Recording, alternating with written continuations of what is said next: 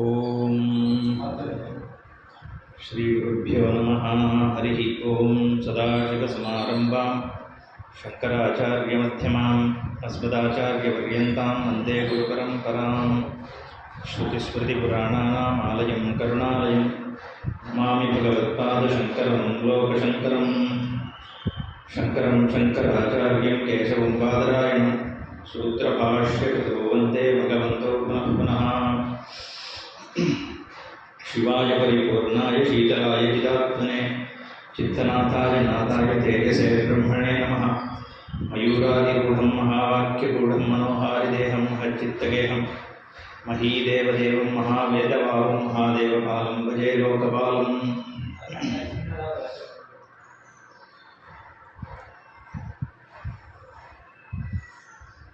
भगवान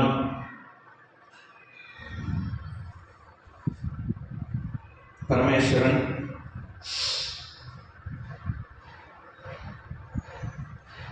சனகாதி முனிவர்களுக்கு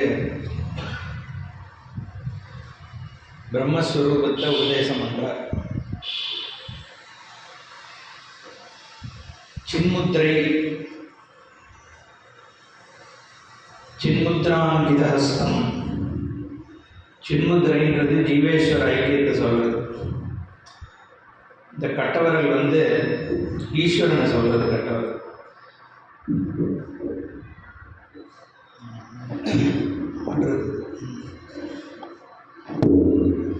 அதாவது நம்ம ஒரு காரியம் பண்ணணும்னா கட்டவர்கள் முக்கியம். அதனால தான் வந்து ஏகலவ்யனுக்கு கூட கட்டவர்கள் எடுக்கணும்னு சொன்னார். அந்த கட்டவர்கள் வந்து இந்த 4 விரல் சக்தி இருந்தாலும் கட்டவர்கள் அதோடு சேரும் பொழுது தான் நம்ம ஒரு காரியம் பண்ண முடியும். அப்போது அது ஈஸ்வரனுக்கு சமமாக சொல்லப்படுது. இந்த ஆள்காட்டி விரல் வந்து அகங்காரம், நான்னு சொல்லும் பொழுது இதுதான் வருது. அதனால் இது ஜீவனை குறிக்கிறது, இது ஈஸ்வரன் குறிக்கிறது. இது 3ம் சத்துவ ரஜஸ் தமோ குணங்களை குறிக்கிறது. இந்த 3 குணங்களையும் நீக்கி ஜீவனானது எப்போ பரமேஸ்வரனோட ஐக்கியமாக இருக்கோ அதுதான் அப்போது அந்த பூர்ணத்துவம் கிடைக்கிறது. அதுதான் அந்த ஜீரோ மாதிரி இருக்கும் இல்லையா, ஒரு பூர்ணஸ்வரூபம். ஏன்னா இதுக்கு முடிவும் கிடையாது, ஆதியும் கிடையாது. சர்க்கிளுக்கு தான் எப்போவுமே முடிவும் கிடையாது, ஆதியும் கிடையாது ஒரு ஸ்வரூபம். அந்த சின்முத்திரத்தினால வந்து ஜீவேஸ்வர ஐக்கியத்தை சொல்கிறார் தட்சிணாமூர்த்தி. அஷ்டமூர்த்தின்னு சொல்கிறது தட்சிணாமூர்த்தியானவர். 8 விஷயங்கள் சேர்ந்த ஒரு மூர்த்தி. அஷ்டதா பரிணதம் ஐஸ்வர்யம்னு தட்சிணாமூர்த்தி ஸ்தோத்திரத்திலே வருது. அஷ்டமூர்த்தினா என்னென்னா பஞ்சபூதங்கள் 5. அது இந்த தட்சிணாமூர்த்தியினுடைய தேகத்தில் காண்பிக்கப்படுறது. அப்புறம் சூரிய சந்திரன் ஆத்மா. இது எப்படி காண்பிக்கப்படுறது? தட்சிணாமூர்த்தி விக்கிரகத்தில் பார்த்தோம்னா விக்கிரகமே ஒரு கல்லுனாலேயோ சிலையில தான் ஆயிருக்கு. அதனால் பிருத்திவின்ற பூமி ரூபம் சிலையில் இருக்கு. அடுத்தது ஜலம். 2வது பிருத்திவி ஜலம் அப்பு வாயு தேயு இதெல்லாம் அல்ல. பிருத்திவி அப்பு வாயு தேயு ஆகாசம், அதான் பஞ்சபூதம். பிருத்திவிங்கிறது அந்த மூர்த்தமாகவே ரூபத்தில் இருக்குது. ஜலத்தை வந்து கங்கை காண்பிக்கிறது. கங்கையை தரிச்சுட்டு இருக்கிறதுனால தட்சிணாமூர்த்தி வந்து ஜலத்தையும் பஞ்சபூதத்தில் ஜலத்தையும் காண்பிக்கிறார், தன்னக்கிட்டே இருக்குன்ட்டு. 3வது இது 2த்துக்கும் ரூபம் இருக்குது. ஜலத்துக்கும் இருக்குது, பிருத்திவிக்கும் இருக்குது. 3வது அக்னி. அக்னிக்கும் ரூபம் இருக்குது, காமிச்சுடலாம். கையில் வந்து அக்னியை வச்சுட்டு இருக்கார் தட்சிணாமூர்த்தி. 4வது வாயு. வாயுவை வந்து ரூபத்தை காண்பிக்க முடியாது, நேரடியாக காண்பிக்க முடியாது. ஆனால் ஒரு விதமாக அது காண்பிக்கப்படுறது. எப்படின்னா தட்சிணாமூர்த்தி தலையில் இங்கே போய் பார்த்தேன்னா தெரியும், கயிறை கட்டின்னு இருப்பார். நம்ம பந்தனம் முடி பறக்காமல் இருக்கிறதுக்காக அப்படிங்கிறதுனால. அப்போ வாயுங்கிறதும் அதே விக்கிரகத்தில் காண்பிக்கப்படுறது. கடைசி ஆகாசம். ஆகாசத்தை எப்படி காமிக்கணும்னா அதை இதுக்குள்ளேயாவது என்க்ளோஸ் பண்ணி தான் காமிக்க முடியும். அப்போ அந்த டமருகம் வச்சுட்டு இருக்காரு, அதுக்குள்ள ஆகாசம் இருக்குது அப்படிங்கிறதுனால ஆகாசம்ன்ற தத்துவமும் தட்சிணாமூர்த்தியில் காண்பிக்கப்படுது. இது 5. சூரிய சந்திரமும் பகவானுக்கு தலையில் வந்து சந்திரனை சூடின்னு இருக்கார், ஒரு பக்கம் சூரியன் இருக்குது. இதை தவிர அந்த மூர்த்தியே ஆத்மஸ்வரூபம் தான், புருஷன் தான். இது ஏன் அஷ்டமூர்த்தின்னு சொல்கிறதுனா, நம்ம பார்க்கின்ற உலகம் இந்த பஞ்சபூதத்தினால் ஆனது. எதை எடுத்தாலும் பஞ்சபூதங்கள் தான். இதை தவிர இது பூமியில் இருக்கிறது. அதை தவிர சேட்டலைட்ஸ் இருக்குது, பிளானட்ஸ் இருக்குது. அப்போது சூரியன்றது எல்லா விதமான ஸ்டார்ஸ் இதை காண்பிக்கிறது, ரெப்ரசன்ட் பண்ணுது. சந்திரன்றது சேட்டலைட்ஸ் அண்ட் பிளானட்ஸை ரெப்ரசன்ட் பண்ணுறது. ஸோ இதுக்குள்ளே உலகம் முழுக்க அடங்கி போயிடுது. நான் பார்க்கின்ற உலகம் முழுதும் இந்த 7க்குள்ளே அடங்கிடுது. இதுக்குள்ளே அடங்காதது ஒரே ஒரு ஸ்வரூபந்தான். எதுனா நான். என்னை தவிர மற்ற எல்லாம் இதில் அடங்கி போயிடுத்து. இதை பார்க்கிற ஒருத்தன் இருக்கானே அந்த புருஷன், அது தட்சிணாமூர்த்தியினுடைய ரூபம். அதை பகவத்பாதாவில் தட்சிணாமூர்த்தி அஷ்டகத்தில் நல்லா விஸ்தாரமாக சொல்கிறார். அவர் இந்த சின்முத்திரையினால் ஆத்ம பிரகாசத்தை சொல்லிட்டு இருக்கார். சனகாதி முனிகள்லாம் அதை கேட்டுட்டு இருக்கான்றதை பார்த்தோம். இங்கே இன்னொரு பக்கம் பார்வதியானவள் 5 வயசுலேயே தபஸ் பண்ணுறதுன்னு கிளம்பிட்டார். அவள் அம்மா போக வேண்டாம்னா, ஆனால் ஹிமவான் தபஸ் பண்ணுறதுக்கு எல்லா விதமான அனுகூலமாக அனுப்பி வைக்கிறார். இப்போ இவா 2 பேரும் தபஸ் பண்ணிட்டு இருக்கிற காரணத்தினால என்ன ஆயிடுச்சுன்னா, உலகத்தில் விரக்தி வந்துடுத்து அப்படிங்கிறத பார்த்தோம். ஏன்னா பார்வதி பரமேஸ்வராவனுடைய ஐக்கியம்தான் ஜெகத்து. அந்த வெஷ்டி சமஷ்டின்னு நம்ம பார்த்தோம். சமஷ்டியாக ஈஸ்வரன் மட்டும்தான் இருக்கார். பார்த்தோம்னா சிருஷ்டி ஆகிறதுக்கு முன்னாடி வேதம் சொல்கிறது, சதேவ சௌமிய இதமக்கிர ஆசீத்து ஏகமேவ அத்விதீயம். 2ஆக ஆகாமல் ஒரே ஸ்வரூபமாக பரமேஸ்வரன் இருந்துருக்கார். உலகம் இல்லை, ஜீவாத்மாக்கள் இல்லை, எதுவும் இல்லாமல் அந்த சத்வஸ்து மட்டுமே இருக்குது, பிரம்மன் தான் இருக்குது. அதுக்கப்புறம் அது சோகாமயத்தை அப்படின்னு சொல்கிறது வேதம். பகுஸ்யாம் பிரஜாயை, நான் பலவாக ஆகட்டும்ன்ற அந்த ஒரு காமனம் வருது பிரம்மத்துக்கு. அப்போ அந்த சமஷ்டியாக இருக்கிற பிரம்மமானது இந்த வெஷ்டி தனித்தனி உருவமாக ஆகிறது. அப்படிங்கிறது அந்த வெஷ்டிக்கு காரணமாக இருக்கிறது அம்பாள் தான் அப்படிங்கிறத நம்ம பார்க்கணும். அப்போது அதனால தான் ஈஸ்வரனுக்கு ஸ்தானம்னு ஒரு பெயர் உண்டு. மரக்கட்டை மாதிரி பெரியவா அதை பற்றி சொல்லியிருக்கா. ஏன்னா அம்பாள் இருக்கிறதுனால தான் உலகத்தில் அசைவு இருக்கு. இல்லைன்னா வெறும் ஆத்மா வஸ்து மட்டும்தான். பிரம்மத்துக்கு குணம் கிடையாது, நிர்குண வஸ்து. அதனால தான் லிங்க ரூபமாக ஆராதனை பண்ணுறோம். பரமேஸ்வரன் எந்த ரூபத்துக்கும் அப்பாற்பட்டவர் அப்படிங்கிறதுனால அவருக்கு மேலே ஆடுகின்ற சக்தி தான் ஜெகத். அதனால தான் இந்த லலிதா பரமேஸ்வரி பார்த்தா சிவன் சவமாக இருப்பார், மேலே அம்பாள் இருப்பார். நார்த்தில் காளி பார்த்தா கூட கீழே ஈஸ்வரன் இருப்பார், மேலே காளி. அந்த காளிங்கிற சக்தியினால தான் அதனால தான் சிவஹா சக்தியா யுக்தா பவதி சக்தா அப்படின்னு சௌந்தரலகரியில் சொல்கிறார் இல்லையா. அப்போது இந்த அம்பாளும் ஈஸ்வரனும் சேரும் பொழுது தான் ஜெகத்துங்கிறது இருக்கு. இப்போ இவ 2 இந்த புராணப்படி என்ன ஆயிடுச்சுன்னா, இவர் பாட்டு இங்கே சனகாதி முனிகளுக்கு ஆத்மோபதேசம் பண்ணிட்டு இருக்கார், அம்பாள் தபஸ் பண்ணிட்டு இருக்கா. இங்கே என்ன ஆயிடுத்து, அதுக்கு முன்னாடி காஷ்யப முனிவர், அதை இப்பயே சொல்லிடுவோம், இதுக்கு சாந்தம்படி கொஞ்சம் பின்னாடி வருது. காஷ்யப முனிவர்கிட்ட மாயைன்றவ போய் எந்த ஒரு மனுஷியாளாக இருக்கட்டும், ராட்சசாலாக இருக்கட்டும், தேவர்களாக இருக்கட்டும், எல்லாத்துக்கும் ஆதி காஷ்யபர் தான். இவ போய் நான் எனக்கு சக்தி வாய்ந்த குழந்தைகள் வேணும்னு சொல்லிட்டு போகிறா. அதுக்கப்புறம் பகவான்கிட்ட பிரார்த்தனை பண்ணின உடனே, நீ காஷ்யபரை போய் பாரு அப்படின்ன உடனே அவரால் இவளுக்கு 3 குழந்தை பிறக்கிறது. அதை பற்றிலாம் பின்னாடி விஸ்தாரமாக வரக்கிறது. சங்கேபமாக இப்போது அதில் சூரபத்மன், சிம்மமுகாசுரன், தாரகாசுரன், அப்புறம் அஜாமுகின்னு ஒரு பொண்ணு பிறக்கிறது. இப்படி 4 பேர். அதை தவிர பல கணங்களும் அவளுக்கு ஏற்பட்டது. அவர்கள் போய் கஷ்யபத்தை கேட்டோடனே, நீ ஈஸ்வரன்கிட்ட தபஸ் பண்ணு, எல்லாம் சித்திக்கும்னு சொன்னோடனே இவாளுடைய தபஸில் பரமேஸ்வரன் அவளுக்கு அனுகிரகம் பண்ணுறார். அப்போது அவர்கள் அந்த சக்தி அடைஞ்சதுனால தேவர்களை வந்து துன்பப்படுத்தின்னு இருக்கான். அதை பற்றி டீட்டெயில்ஸ் பின்னாடி வருது. இதனால் இந்த தேவர்கள்லாம் இப்போ என்ன பண்ணுறா, இங்கே கைலாசத்துக்கு வரா. இந்த கஷ்யபர் எல்லாருக்கும் அப்பாவாக இருக்கிறதுனால தான் நம்மளே வந்து கோத்திரம் என்னன்னு தெரியலன்னா காஷ்யப கோத்திரம்னு சொல்லிக்கோன்னு சொல்லிடுற வழக்கம். ஏன்னா எல்லா மனுஷியாளுக்கும் முதல்ல இருக்கிறது காஷ்யபர் தான் அப்படிங்கிறது. அதே மாதிரி பரமேஸ்வரன் வந்து ராட்சசாலாக இருந்தாலும் சரி, பேத பிசாசங்கள் எதுவாக இருந்தாலும் ஈஸ்வரன் வந்து காமன். மற்ற தேவதைகள்லாம் கூட வந்து இவா வேண்டதுக்கு அவா வேண்டதுக்குன்னு உண்டு. பரமேஸ்வரன் மட்டும் ஏன்னா சர்வாதாரமாக இருக்கார். அது வந்து ராட்சசனாக இருந்தாலும் சரி, தேவர்களாக இருந்தாலும் சரி, யாராக இருந்தாலும் சரி, கர்ம பலன் அது பின்னாடி வரப்போகிறது. மன்மதன் வந்து எரிச்சிடுறாரு. இன்றைக்கி அதை முடிஞ்சால் அது வரைக்கும் போவான்னு நினைக்கிறேன். அவருக்கே தெரியாமல் அவன் எரிஞ்சு போயிட்டான். அவர் வந்து அவன் ரெடி ஆகிறான் அம்ப விடுறதுக்கு, ஈஸ்வரனுடைய ஒரு பொறியில் எரிஞ்சு போயிட்டான். ஆனால் ஈஸ்வரனுக்கு வந்து அவன் எரிஞ்சிட்டாங்கிறதே தெரியல. திடீர்னு வந்து ரதி வந்து அழறதை பார்த்துட்டு என்னாச்சு ஏதாச்சுன்னு கேட்குறாரு. உடனே நந்திகேஸ்வரர் விவரத்தை சொன்னதுக்கப்புறம் தான் விஷயம் தெரியறது அப்படிங்கிற மாதிரி வருது.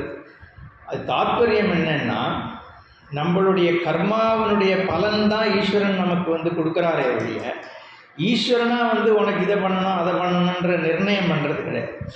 அதனால் எல்லாருக்கும் அவாவாளுடைய பலனை கொடுக்குறாரு. அதனால் ராட்சசன் போய் தபஸ் பண்ணால் அவனுக்கு போய் வந்து பகவான் வந்து அனுகிரகம் பண்ணிட்டாருன்னா அவன் தபஸினுடைய பலனாக அனுகிரகம் பண்ணுறான். அது மாதிரி ஈஸ்வரன் சர்வசமம். மற்றதே நம்ம ஊர்லேயே முருகன் நகராரம் வரைக்கும் தான் போவார். ஆனால் நடராஜா வந்து எல்லா இடத்துக்கும் போவார். ஏன்னா சுவாமி வந்து அத்தனை பேருக்கும் சமம். அங்கே வந்து ஒரு ஈஸ்வரனை பொறுத்த வரைக்கும் சர்வாதாரமாக இருக்கிறதுனால பேதம் கிடையாது.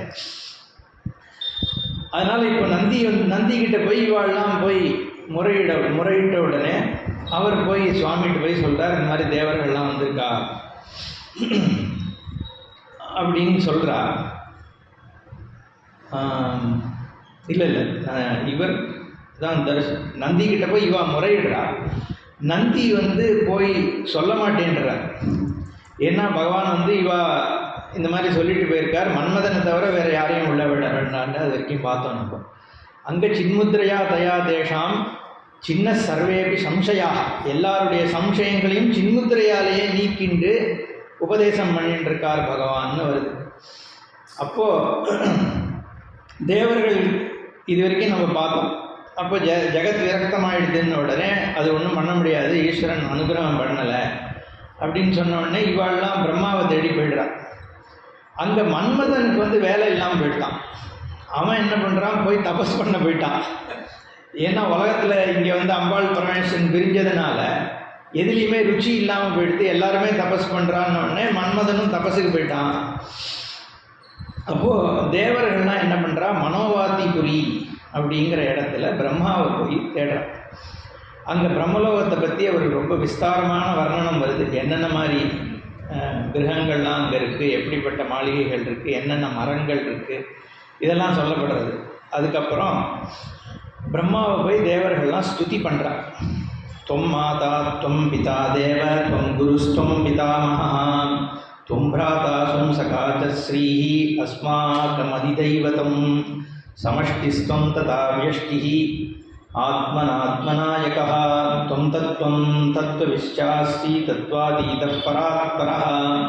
பிரம்மாவை போய் ஸ்தோத்திரம் பண்ணுறா. ஆத்மவஸ்துவாக தான் ஸ்தோத்திரம். நீயே எங்கள் எல்லாருக்கும் அப்பாவாக இருக்கேள், அம்மாவாக இருக்கேள், தேவனாக இருக்கேள், குருவாக இருக்கேள். நீங்களே எங்களுக்கு பிராத்தா, எங்களுக்கு சகா. ஈஸ்வரனும் நீங்கள் தான், மகாவிஷ்ணுவும் நீங்கள் தான். அப்படி சர்வமாக இருக்கிற நீங்கள் எங்களுக்கு வந்து அனுகிரகம் பண்ணணும். ஏன்னா உலகத்தை நிர்மாணம் பண்ணி வேதஸ்வரூபமாக சர்வாதாரமாக இருந்துருக்கிற ஹிரண்யகர்ப்பன் பேர் பிரம்மாவுக்கு. அதாவது பிரம்மா விஷ்ணு சிவன்றது மூணுமே பரபிரம்மன் தான். அது 3 ஸ்டாண்ட் பாயிண்ட்லேருந்து பார்க்குறது. எப்படின்னா சிருஷ்டி எப்படி ஏற்படுறது, நம்ம ஏற்கனவே சொன்னோம். நிர்குணமாக இருக்கக்கூடிய பிரம்மமானது அம்பாளோட சேர்ந்து சிருஷ்டி பண்ணுறது.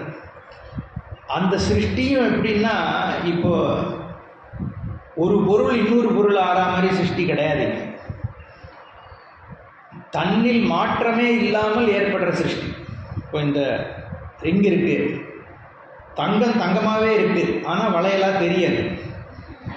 அட்லீஸ்ட் இங்கேயாவது ஒரு ஸ்பேஸ் இருக்கிறதுனால இது உருண்டையாகிறது அந்த மாதிரி சொல்கிறோம். ஆத்ம வஸ்துவை பொறுத்த வரைக்கும்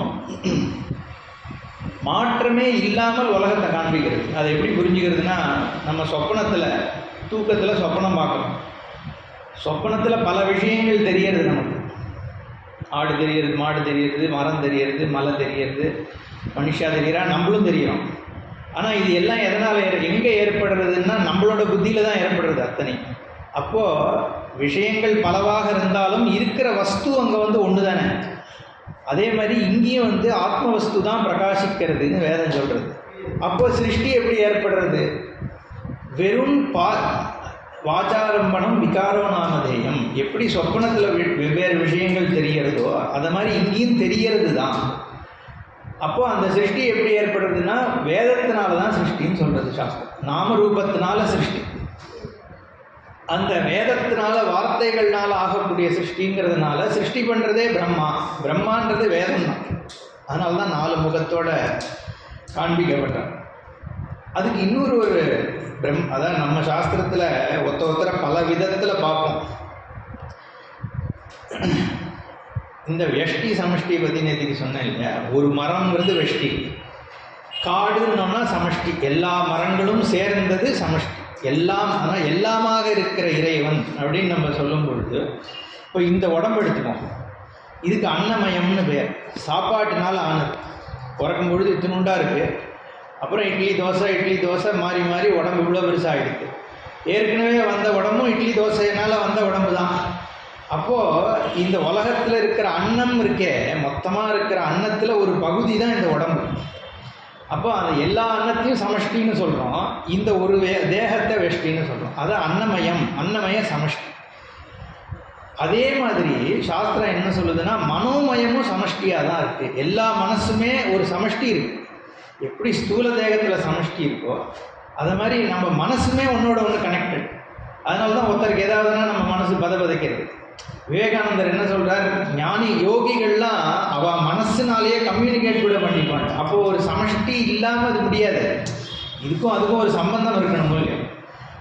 அப்போது அந்த சமஷ்டியான சைதன்யத்துக்கு திடீர்னு எக்கோ வருது. அந்த சமஷ்டி சைதன்யத்தை தான் ஹிரண்ய கர்ப்பன்னு சொல்கிறோம். அதுக்காக சொல்லுவாங்க. அந்த விராட்டுன்றது இந்த ஸ்தூல சமஷ்டி. அந்த சூக்ஷ்ம சமஷ்டிக்கு ஹிரண்ய கர்ப்பன்னு பேர். அவருக்கும் பிரம்மா அப்படிங்கிற பெயர். அந்த பிரம்மாவை இங்கே ஸ்தோத்திரம் பண்ணுறான். நீ தான் ஹிரண்ய கர்ப்பனாக எல்லாருக்கும் அந்தர்யாமியாக இருக்கிற சொரூப நீர் தான் அப்படின்னு சொல்லிட்டு எங்களுக்கு இந்த பிரச்சனை வந்துடுதுன்னு. ஏன்னா அந்த புராணங்கள் என்னென்னா தாத்பரிய ரூபமாக பகவான் சொல்லிட்டு கதையும் சேர்ந்து வர்றது. அப்போது இங்கே பிரம்மாவை சொன்ன உடனே பிரம்மா என்ன சொல்கிறார், இது என்னால் ஆகக்கூடிய காரியம் கிடையாது. அதனால் அதுக்கு முன்னாடி இவாளோட நிலையை பற்றி பிரம்மா கேள்வி கேட்குறாரு. உங்களெல்லாம் பார்த்தா ரொம்ப பரிதாபமாக இருக்குது. என்ன இது பார்த்தா அக்னி பார்த்தா கண்ணங்கரேன்னு இருக்கான். யமனுடைய இது பாச கயிறு கிழிஞ்சி தொங்கிட்டு இருக்க வேலையே எதுவும் பண்ணாத மாதிரி காலதண்டம் கீழே உடம்பு போய் கிடக்குது. அப்புறம் அக்னி வாயு இவா ஆக்சுவலி இந்த கதையில் பின்னாடி என்ன வரப்போகுதுன்னா, இந்திரனை சாணியல்ல வைக்கிறானா சூரபத்மன். ஒவ்வொரு தேவதைக்கும் அவளுக்கு நேர் எதிர்மாதிரியான வேலையை கொடுத்து இவன் ரொம்ப இந்திரன் தேவர்களுடைய தலைவன்றதுனால அவன் ரொம்ப கீழ்த்தரமாக பண்ணுறான். அப்புறம் அக்னியை என்ன சொல்கிறான், அவனுடைய அரண்மனையில் இருக்கிற விளக்கெல்லாம் ஏற்றுற வேலையை பண்ண வைக்கிறான். இந்த மாதிரி அவளுக்கு தேவர்களுக்கு இந்த மாதிரி வேலையாக கொடுத்துருக்கான். அப்போ இவளை பார்த்து பிரம்மா யூகிக்கிறார், இவளோட நிலை ரொம்ப கேவலமாக இருக்கு தேவர்களுடையது அப்படின்னு ஒருத்தரை பற்றியாக சொல்கிறாருங்க. இவன் குபேரன் பிக்ஷை எடுத்துருக்கானா, அகிஞ்சனஸ்ய வை பிக்ஷாம் அடதா தைன்யமாஸ்திதா தனேஷா நிதிமுத்ஸ்ருத்ய. அவனுக்கு சங்க நிதி பத்ம நிதின்னு 2 நிதி இருக்கே, என்ன அது திறக்க முடியாமல் இருந்துட்டு குபேரன் பிக்ஷை எடுத்துருக்கான். அப்புறம் அஷ்ட வசுக்கள்லாம் ரொம்ப நஷ்டமாக இருக்கா, துவாதச ஆதித்யர்கள் சோபையே இல்லாமல் இருந்துருக்காளே, என்ன ஆயிடுத்து உங்களுக்கு, என்ன ஆயிடுத்து உங்களுக்குன்னு பிரம்மா கேட்குறாரு. கேட்டவுடனே பிரகஸ்பதியானவர் வந்து அவருக்கு பதில் சொல்கிறார், இந்த மாதிரி எல்லாரும் தவிச்சுட்டு இருக்கோம். உத்தாய சாஞ்சலிகரா பிரணம்ய உவாச்ச வேதசே. பிரம்மாவை பார்த்து அவர் சொல்கிறாராம், அசுரேன அதிசூரேன சூரபத்மேன பத்மஜ சிம்ஹவக்திரேன நாம்னா தாரகேன இபமூர்த்தினா. இபம்னா யானை, யான முகத்தோனாகிய தாரகனாலும் சிம்ஹவக்திரனாலும் சூரபத்மனாலும் நாங்கள் இந்த மாதிரி கஷ்டப்பட்டு இருக்கோம் அப்படிங்கிற விஷயத்தை சர்வாத்மனாம் தொம் ஆத்மாசி, அதோடு சேர்ந்து இந்த ஒரு வாக்கியமும் சேர்றது, நீங்கள் எல்லாருக்கும் அந்தர்யாமியாக இருக்கேள் இரண்ய கர்ப்பன்னு இருந்தும் எங்களுக்கு இந்த மாதிரி ஆயிருக்கிறது உங்களுக்கு தெரியலையே, நாங்கள் உங்களுக்கு சொல்ல வேண்டியிருக்கேன்னு இவள்லாம் சொல்கிறா அப்படின்னு வர்றது. அது நமக்காக அப்படி கதை சொல்லப்படுறது, இந்த மாதிரி சொல்கிறா அப்படின்ட்டு. என்னதான் பிரம்மாட்ட போய் சொல்கிறாங்கன்னா அவருக்கு தெரியாதாங்கிற கேள்வி எழுதணும். அதனால அதையும் சேர்த்துக்கிறார். இவாளே சொல்கிறாளாம் பிரம்மாட்ட, உங்களுக்கு தெரியாதது இல்லை, நம்ம சொல்கிறோம் இல்லையோ, உங்களுக்கு தெரியாது உண்டா இருந்தாலும் நான் சொல்கிறேன், அவளுக்கு தெரியாதுன்னு தெரியும், இருந்தாலும் ஒரு சந்தேகம், எங்கே ஒருவேளை தெரிஞ்சிருந்தா எல்லாம் நினச்சிட்டு போகிறாள்ன்ட்டு. உங்களுக்கு தெரியாது இல்லை இருந்தா அந்த மாதிரி சொல்கிறா இவா. நீங்கள் இரண்ய கற்பனா இருக்கே, உங்களுக்கு இதெல்லாம் தெரியாமல் இருக்காது. இது மாதிரி ஆகிட்டு காஷ்யபரும் மாயினுடைய புத்திரர்களாக இருக்கக்கூடிய இவாள்லாம் இந்த மாதிரி துன்பப்படுத்தின்னு இருக்கான்னு சொல்லி இவாளோட கஷ்டங்களெல்லாம் இவா சொல்கிறா. நான் சொன்ன மாதிரி என்னென்ன கஷ்டங்களை இவன் அனுபவிச்சுட்டு இருக்கா. இந்திரன் வந்து சாமி கரைச்சி தெளிக்கிறான்னு சொன்னேன். அக்னி வந்து தீவட்டி பிடிச்சுட்டு இருக்கானா. அதுக்கப்புறம் யமன் வந்து அவன்கிட்ட அவனோட யமனுக்கு வந்து 2 கூடவே இருப்பாளாம். க்ஷயரோகம், இந்த மாதிரி ரோகங்கள் வியாதிகள் இவாளெல்லாம் வந்து யமனுக்கு கூட இருக்கிற சேவை பண்ணுறவாளாம். என்ன இவாளெல்லாம் விட்டுட்டு இப்போ அவன் வந்து அசுரர்களுக்கெல்லாம் வந்து வைத்தியம் பண்ணிட்டு இருக்கானான் யமதர்மராஜா. நிருதி என்ன பண்ணுறான், அங்கே இருக்கிற வாளுக்கு சாமரம் வீசின்னு இருக்கான். என்ன வருணன் வந்து சூரபத்மனுக்கு வந்து புகழ்ந்து பாட்டு பாடிட்டு இருக்கானா. வாயு பகவான் வந்து குப்பை அள்ளிட்டு இருக்காராம். அவர் அங்கங்கே இருக்கிற குப்பையை வந்து கலெக்ட் பண்ணுற வேலையை எல்லாம் வாயுவால் ஈஸியாக பண்ண முடியுமே. கலைச்சி விடுறதும் அதான் பண்ணும், குப்பை அள்ளுறதும் அதான் பண்ணும். அப்புறம் குபேரன் வந்து அசுர மனைவிகளுக்கெல்லாம் காவல்காரராக வீட்டில் இருந்துருக்காராம். சூரியன் தாமிரப்பூவெல்லாம் கொண்டு வந்து அவனுக்கு வந்து கொண்டு வந்து கொடுத்துட்டுருக்காராம். அதுக்கப்புறம் வரிசையாக சொல்லிட்டு போகிறார். அஷ்டவசுக்கள் வந்து பொக்கிஷங்கள் எல்லாம் பாதுகாத்துருக்கா. ஏகாதச ருத்ரர்கள் வந்து சூரபத்மனோட உயிரை காப்பாற்றுறதுக்காக வந்து அந்த வேலையை பண்ணிட்டு இருக்காளாம். அப்புறம் துவாதச ஆதித்யர்கள், இந்த சூரியன்கள் இருக்கே, அவெல்லாம் இவன் வீட்டில் தினம் விளக்கேற்றுறது அது அந்த காரியங்கள்லாம் பண்ணிட்டு இருக்காளாம். அப்புறம் சில பேர் பசுமாட்டுக்கு புல் கொடுத்துட்டுருக்கா, சில பேர் வெக்கல் போட்டுருக்கா, சிலர் மாம்சங்கள்லாம் கொண்டு வரலாம், சில பேர் மீன் குடிச்சுட்டு இருக்கா. இப்படிலாம் வரிசையாக சொல்கிறது. இப்படி எல்லாரும் துன்பப்பட்டு தேவர்கள்லாம் இந்த வேலையில் இருக்கிறதுனால எல்லாம் கஷ்டப்பட்டு இருக்கா அப்படி. அதை தவிர இந்திரனியை வேற பிடிக்க போகிறேன்னு கிளம்பிட்டான். அதனால் இந்திரன் வந்து அங்கேருந்து புறப்பட்டு நம்ம சீர்காழியில் வந்து அந்த மூங்கில் மரத்துக்கு நடுவில் இருந்தான்னு புராணத்திலே வருது. அதுக்கப்புறம் தான் காவேரி வேணும்னு சொல்லி அவன் பிரார்த்தனை பண்ணி அகஸ்தியர் காவேரி எடுத்துன்றார் அப்படின்லாம் பின்னாடி வரப்போகுது. அப்போது இந்த மாதிரி கஷ்டங்கள் அனுபவிச்சுட்டு இருக்கா. இதை தவிர சர்ப்பங்கள், கந்தர்வர்கள், உரகர்கள், யக்ஷர்கள் இவா எல்லாருமே வந்து இவன்கிட்ட துன்பப்பட்டு இவன் அரண்மனையில் வேலை பண்ணிட்டு இருக்கா. 1008 அண்டங்கள் முழுக்க சூரபத்மன் அரசாட்சி பண்ணிட்டு இருக்கான். இப்படியெல்லாம் ப்ரஹஸ்பதி வந்து பிரம்மா கிட்ட முறையிடுறார். அவன் என்ன பண்ணுறான்னா 2 தம்பிக்கு ஆளுக்கு 200 அண்டங்களை கொடுத்துருக்கானா. இவன் வந்து 608 அண்டங்களை இவன் தானே ஆள்றானா. இப்படியெல்லாம் சொல்கிறது. என்ன அண்டம்ன்றது இப்போ நம்ம இப்பயே நம்ம மாடர்ன் சயின்ஸ் படியே பார்த்தோம்னா கேலக்சிஸ் ஏகப்பட்டது இருக்குது. மில்கி வேன்றது ஒரு கேலக்சி, அதில் ஒரு சோலார் சிஸ்டமில் நம்ம இருக்கோம். அந்த மாதிரி எத்தனையோ கேலக்சிஸ் நம்ம ஹியூமனுக்கு தெரிஞ்சதே. அதுக்கு வெளியில் எவ்வளோ இருக்குன்றது நமக்கு தெரியாது. இப்போ நம்மளோட ஒரு கணிச்சு வச்சுருக்கா இத்தனை கேலக்சிஸ் இருக்குது. இப்போ ஒரு ஸ்டார்லேருந்து வர லைட்டு சொல்கிறா இல்லையா, அதை இப்போ நம்ம ஒரு நட்சத்திரத்தை பார்க்குறோம்னா அந்த லைட் அங்கேருந்து கிளம்பி எத்தனையோ லட்சக்கணக்கான வருஷம் ஆகிடும். யாரோ ராமர் பிறக்கிறதுக்கெல்லாம் முன்னாடி காலத்தில் கிளம்பின ஒரு லைட்டு தான் இன்றைக்கி நம்ம நட்சத்திரம்னு பார்க்குறோம். அந்த நட்சத்திரம் இப்போ இருக்கா இல்லையான்னு கூட நமக்கு தெரியாது, இருக்கிறதா நமக்கு தெரியுது. அப்போ அப்படின்னா எவ்வளோ அவன் சொல்கிற அளவுக்கு இத்தனை 100,000 அண்டங்கள் இருக்குன்றாங்க. நம்ம புராணம் சொல்கிறது இத்தனை அண்டங்கள் இருக்குது, அதெல்லாம் இவன் போய் ஆடுறானா. அவன் அங்கங்கே போகிறாங்கிறது வேற வருது. பூலோகம், புவர்லோகம், அந்த சுவர்லோகம்லாம் வந்து போய் ஒவ்வொன்றா ஜெயிக்கிறான் அப்படிங்கிறதுலாம் இதில் சொல்லப்படுறது. அதில் முக்கியமாக தாரகனை வந்து முதல்ல வதம் பண்ணி ஆகணும் அப்படிங்கிறத வந்து ப்ரஹஸ்பதி சொல்கிறார். ஏன்னா தாரகனுடைய அட்டகாசம் தான் ரொம்ப ஜாஸ்தியாக இருக்குது. அவன் தான் வந்து சூரபத்மனுடைய பிரதானமான ஒரு இதுவாக இருக்கான். அப்போது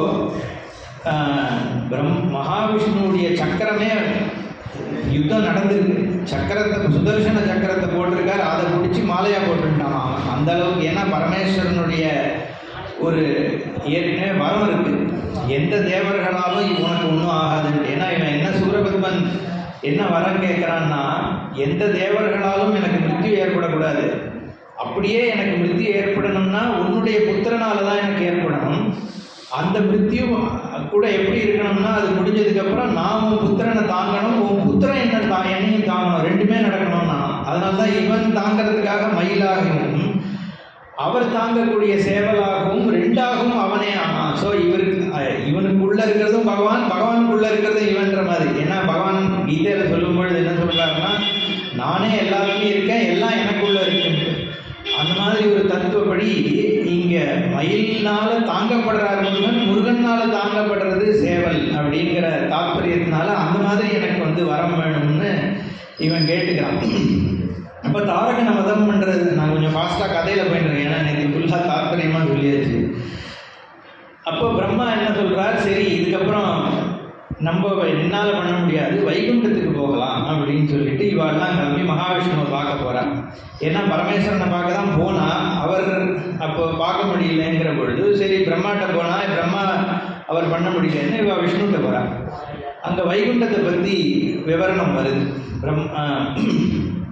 ஜகாம விபுதைஹி சார்த்தம் வைகுண்டம் மாதவாலயம் தத்ராசேதுர்ஹரேர்தாம நானாமணிவிராஜிதம் சகஸ்ரஹைம பிரசாத கோபுராங்கணமண்டிதம் ஹிரண்மய மகாத்வார கவாடாதி மனோகரம். ரொம்ப அற்புதமாக இருக்கான் வைகுண்டம். ஆயிரக்கணக்கான மண்டபங்கள், கோபுரங்கள் இதெல்லாம் இருக்குது. ஹிரண்மயமான துவாரம், ஸ்வர்ணத்தினால் ஆன துவாரம் இருக்கான் வைகுண்டத்தினுடைய கதவு. அப்புறம் நவரத்னங்கள் பதிக்கப்பட்ட வீதி இருக்கான். இப்படியெல்லாம் வைகுண்டத்தினுடைய ஒரு டிஸ்கிரிப்ஷன் இருக்கு. நானாமணி பிரபாஜால கிம்மீரித திகந்தரம் ஆஸ்ராந்தப பரிசந்திருஷ்யம் வாசுதேவஸ்ய ஏ பக்தாக சாந்தாக தத்கத மானசாக எத்கத்வான நிவர்த்தந்தே தத்வதம் வைஷ்ணவம் சுராக. வாசுதேவனுடைய பக்தர்கள்லாம் போய் எங்கே வாசம் பண்ணுகிறார்களோ அப்பேற்பட்ட ஒரு புரியான வைகுண்டம்னு இங்கே அதை பற்றிய எத்கத்வான நிவர்த்தந்தே, எங்கே போகிறதுனால திரும்பி வர வேண்டிய அவசியம் இல்லையோ அப்பேற்பட்ட சுரூபம். அது அங்கேயும் வைகுண்டம்னு சொல்லும்போது மோட்சம்தான் சொல்லப்படுறது, ஞானம்தான். ஆத்ம ஞானத்தை அடைஞ்சிட்டான்னா அதுலேருந்து திருப்பி சம்சாரத்துக்கு வர்றதில்லை. அப்படிங்கிறதுனால அது விஷ்ணுபதம்னு சொல்கிறது. அதனால தான் கங்கையை பற்றி சொல்லும் பொழுது விஷ்ணுபாதத்தை தான் அடையிறது. கங்கைங்கிறது ஞானத்தை சொல்லுது, ஞான பிரவாகம். அதனால தான் அதை ஞான கங்கைன்னு சொல்லுவோம். பரமேஸ்வரனுடைய முடி அப்படின்னு சொல்லும் பொழுது பரமேஸ்வரன்றது வேதஸ்வரூபம் தானே. வேதஸ்வரூபமாக தான் ஈஸ்வரன் இருக்கார். அவருடைய முடிங்கிறது வேதாந்தங்கள். வேதாந்தத்தில் இருக்கக்கூடிய ஞானம் தான் ஆத்ம ஞானத்தை கொடுக்கக்கூடியது. அப்போ பரமேஸ்வரனுடைய முடியாக கங்கை இருக்கு, முடியில் இருக்கு கங்கை. வேதாந்தத்தில் இந்த ஞான பிரவாகம் இருக்கு. அந்த ஞானம் எங்கே நம்மளை கொண்டு போய் சேர்க்கறதுனா விஷ்ணுபாதத்தில் போய் சேர்க்கறது. ஏன்னா விஷ்ணுபாதம்ங்கிறது தான் மோட்சம். அதை எதுக்காக இங்கே சொன்னால், இந்த இடத்துல எத்கத்வான நிவர்த்தந்தே தத்தாம வைஷ்ணவம்னு அந்த எத்கத்வா இதில் கீதையில் சொல்கிறார். எத்கத்வான நிவர்த்தந்தே தத்தாம பரமம் மம. என்னுடைய அந்த பாதத்தில் போனேன்னா நீ திரும்பி வர்றது இல்லைன்னா போய் மாட்டின்றோன்னு அர்த்தம் இல்லை, திருப்பி சம்சாரத்தில் விழுந்து கஷ்டப்படுறது இல்லைன்னு அர்த்தம். அப்படிப்பட்ட வைகுண்டத்துக்கு இவாள்லாம் போனால் அங்கே வந்து பகவான் சயனம் பண்ணிட்டு இருக்காராம். தத்ர போகிபதேர் போகம் அதிஷ்டாய மனோகரம் ஷயானம் திருதசஸ்ரேஷ்டம் நீலமேக சமத்விஷம். அங்கே போகினா வந்து ஆதிசேஷன். ஆதிசேஷனில் சயனம் பண்ணிட்டு இருக்கார் பெருமாள். திரிதசஸ்ரேஷ்டம், திரிதசகானா 30 முக்கோடி தேவர்கள். தேவர்களில் சிரேஷ்டராக இருக்கக்கூடிய மகாவிஷ்ணுவானவர் நீலமேக சமத்விஷம், நீலமேக சியாமலனாக இருக்கக்கூடிய விஷ்ணு அந்த இடத்துல சயனம் பண்ணிட்டு இருக்கார். அவரை போய் இவெல்லாம் தரிசனம் பண்ணுறார். அங்கே போய் மகாவிஷ்ணுவை ஸ்தோத்திரம் பண்ணுறார். பண்ணதுக்கப்புறம் விஷ்ணுவானவர் என்ன சொல்கிறாருன்னா, நீ சூரனை ஜெயிக்கிறத பற்றி பேசுகிற, நானே சூரன்டப்பட்ட அவஸ்தை தாங்க முடியாமல் மேரு பர்வதத்தில் போய் ஒளிஞ்சுன்னு இருக்கேன் அப்படின்னு சொல்கிறார். ஏன்னா இவர் போய் யுத்தம் பண்ணார், தாரகனையே தாண்ட முடியல. ஏன்னா தாரகனே எல்லா அஸ்திரங்களையும் துவம்சம் பண்ணிட்டான். பெருசாக அந்த தாரகனுக்கும் விஷ்ணுவுக்கும் நடக்கிற யுத்தம் பற்றி பின்னாடி வர்ணனை வருது. ஆயிரக்கணக்கான வருஷங்கள் யுத்தம் பண்ணுறா. கடைசியில் தாரகனை ஒன்றும் பண்ண முடியல. அப்போ விஷ்ணு என்ன பண்ணுறார், மேரு பர்வதத்தில் போய் இருந்துடுறார். அப்போ இதுக்கப்புறம் இந்த பிராமணர்கள் சூதர்கிட்ட கேட்குறாங்க, இப்படி மேரு பர்வதத்தில் போய் இருக்க முடியும் அப்படின்னா அப்படி மேரு பர்வதத்துக்கு என்ன விசேஷம், எதனால் மேரு பர்வதத்தில் போனால் மட்டும் ஒன்றும் பண்ண முடியல அப்படின்னு கேட்ட உடனே சூதர் சொல்கிறார், பரமேஸ்வரனுடைய அனுகிரகத்தினால மேரு பர்வதத்துக்கு போகிறவால எதுவும் பண்ண முடியாங்கிறது ஏற்பட்டிருக்கு. ஏன்னா ஒரு சமயம் என்னாச்சா, ராட்சசர்கள் தேவர்களை துரத்தின்னு வரும்பொழுது மேரு பர்வதத்தில் ஈஸ்வரன் இருக்கார். அந்த சமயத்தில் அவரை பார்க்கறதுக்காக இவா போகிறான். போயும் அவளை விடாமல் துரத்தின்னு இம்சை பண்ணுறான். ஈஸ்வரன் இருக்கிறதையும் பற்றி கவலைப்படாமல் ராட்சசர்கள் இந்த மாதிரி பண்ணதுனால அவர் என்ன சாபம் கொடுத்துட்டாருன்னா, மேரு பர்வதத்துக்குள்ள மட்டும் ராட்சசாலால் வர முடியாது, எந்த காரணத்தினால அதுக்கு அனுமதி கிடைச்சா கூட மேலே ஏற முடியாது அப்படிங்கிற மாதிரிலாம் மேரு பர்வதத்துக்கு ஒரு எக்ஸ்க்ளூசிவ் இது கொடுத்துட்டார். அதனால் தேவர்களுக்கெல்லாம் எப்போ பிரச்சனை ஆகிடுச்சுனாலும் மேரு பர்வதத்தில் போய் ஒளிஞ்சுட்டுவாளாம். விஷ்ணு அந்த மாதிரி போய் ஒளிஞ்சுட்டுறார். இப்போ அதோடு இருக்கு. இந்த சமயத்தில்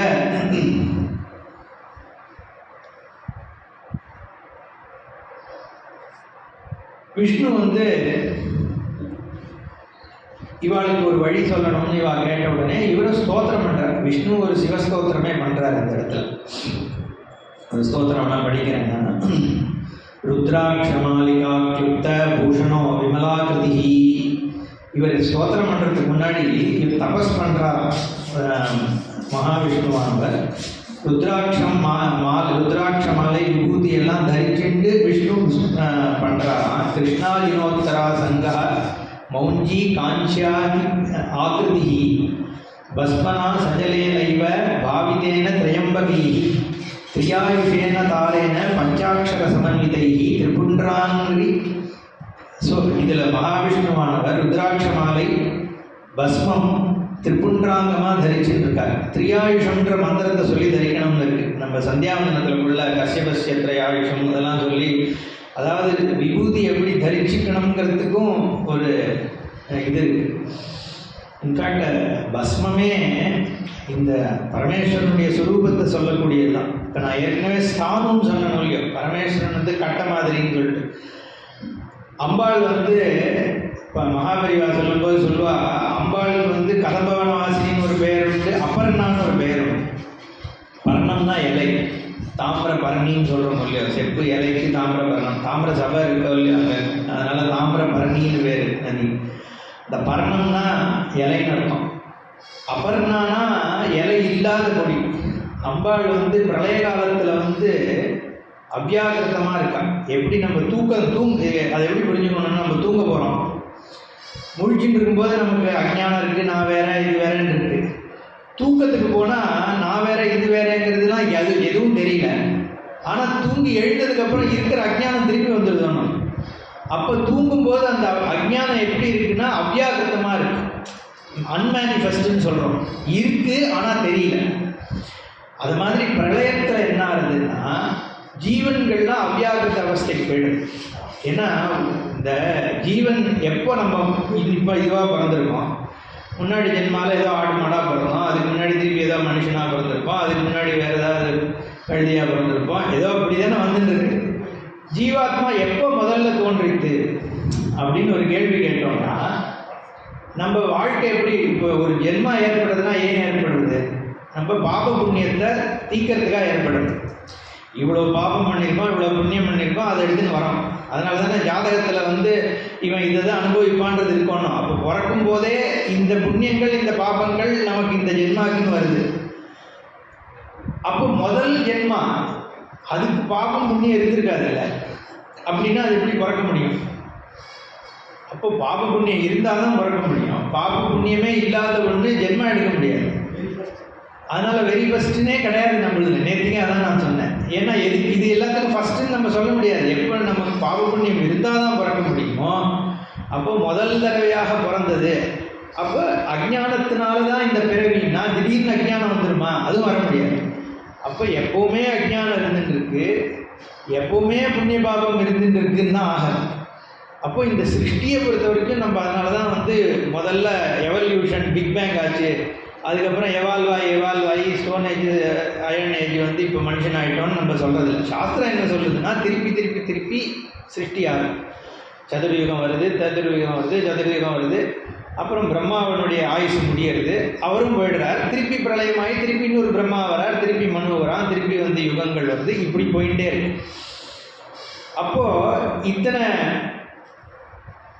அந்த அவ்யாகிருத்தத்துக்காக சொல்லிட்டு வந்தேன் இல்லையா?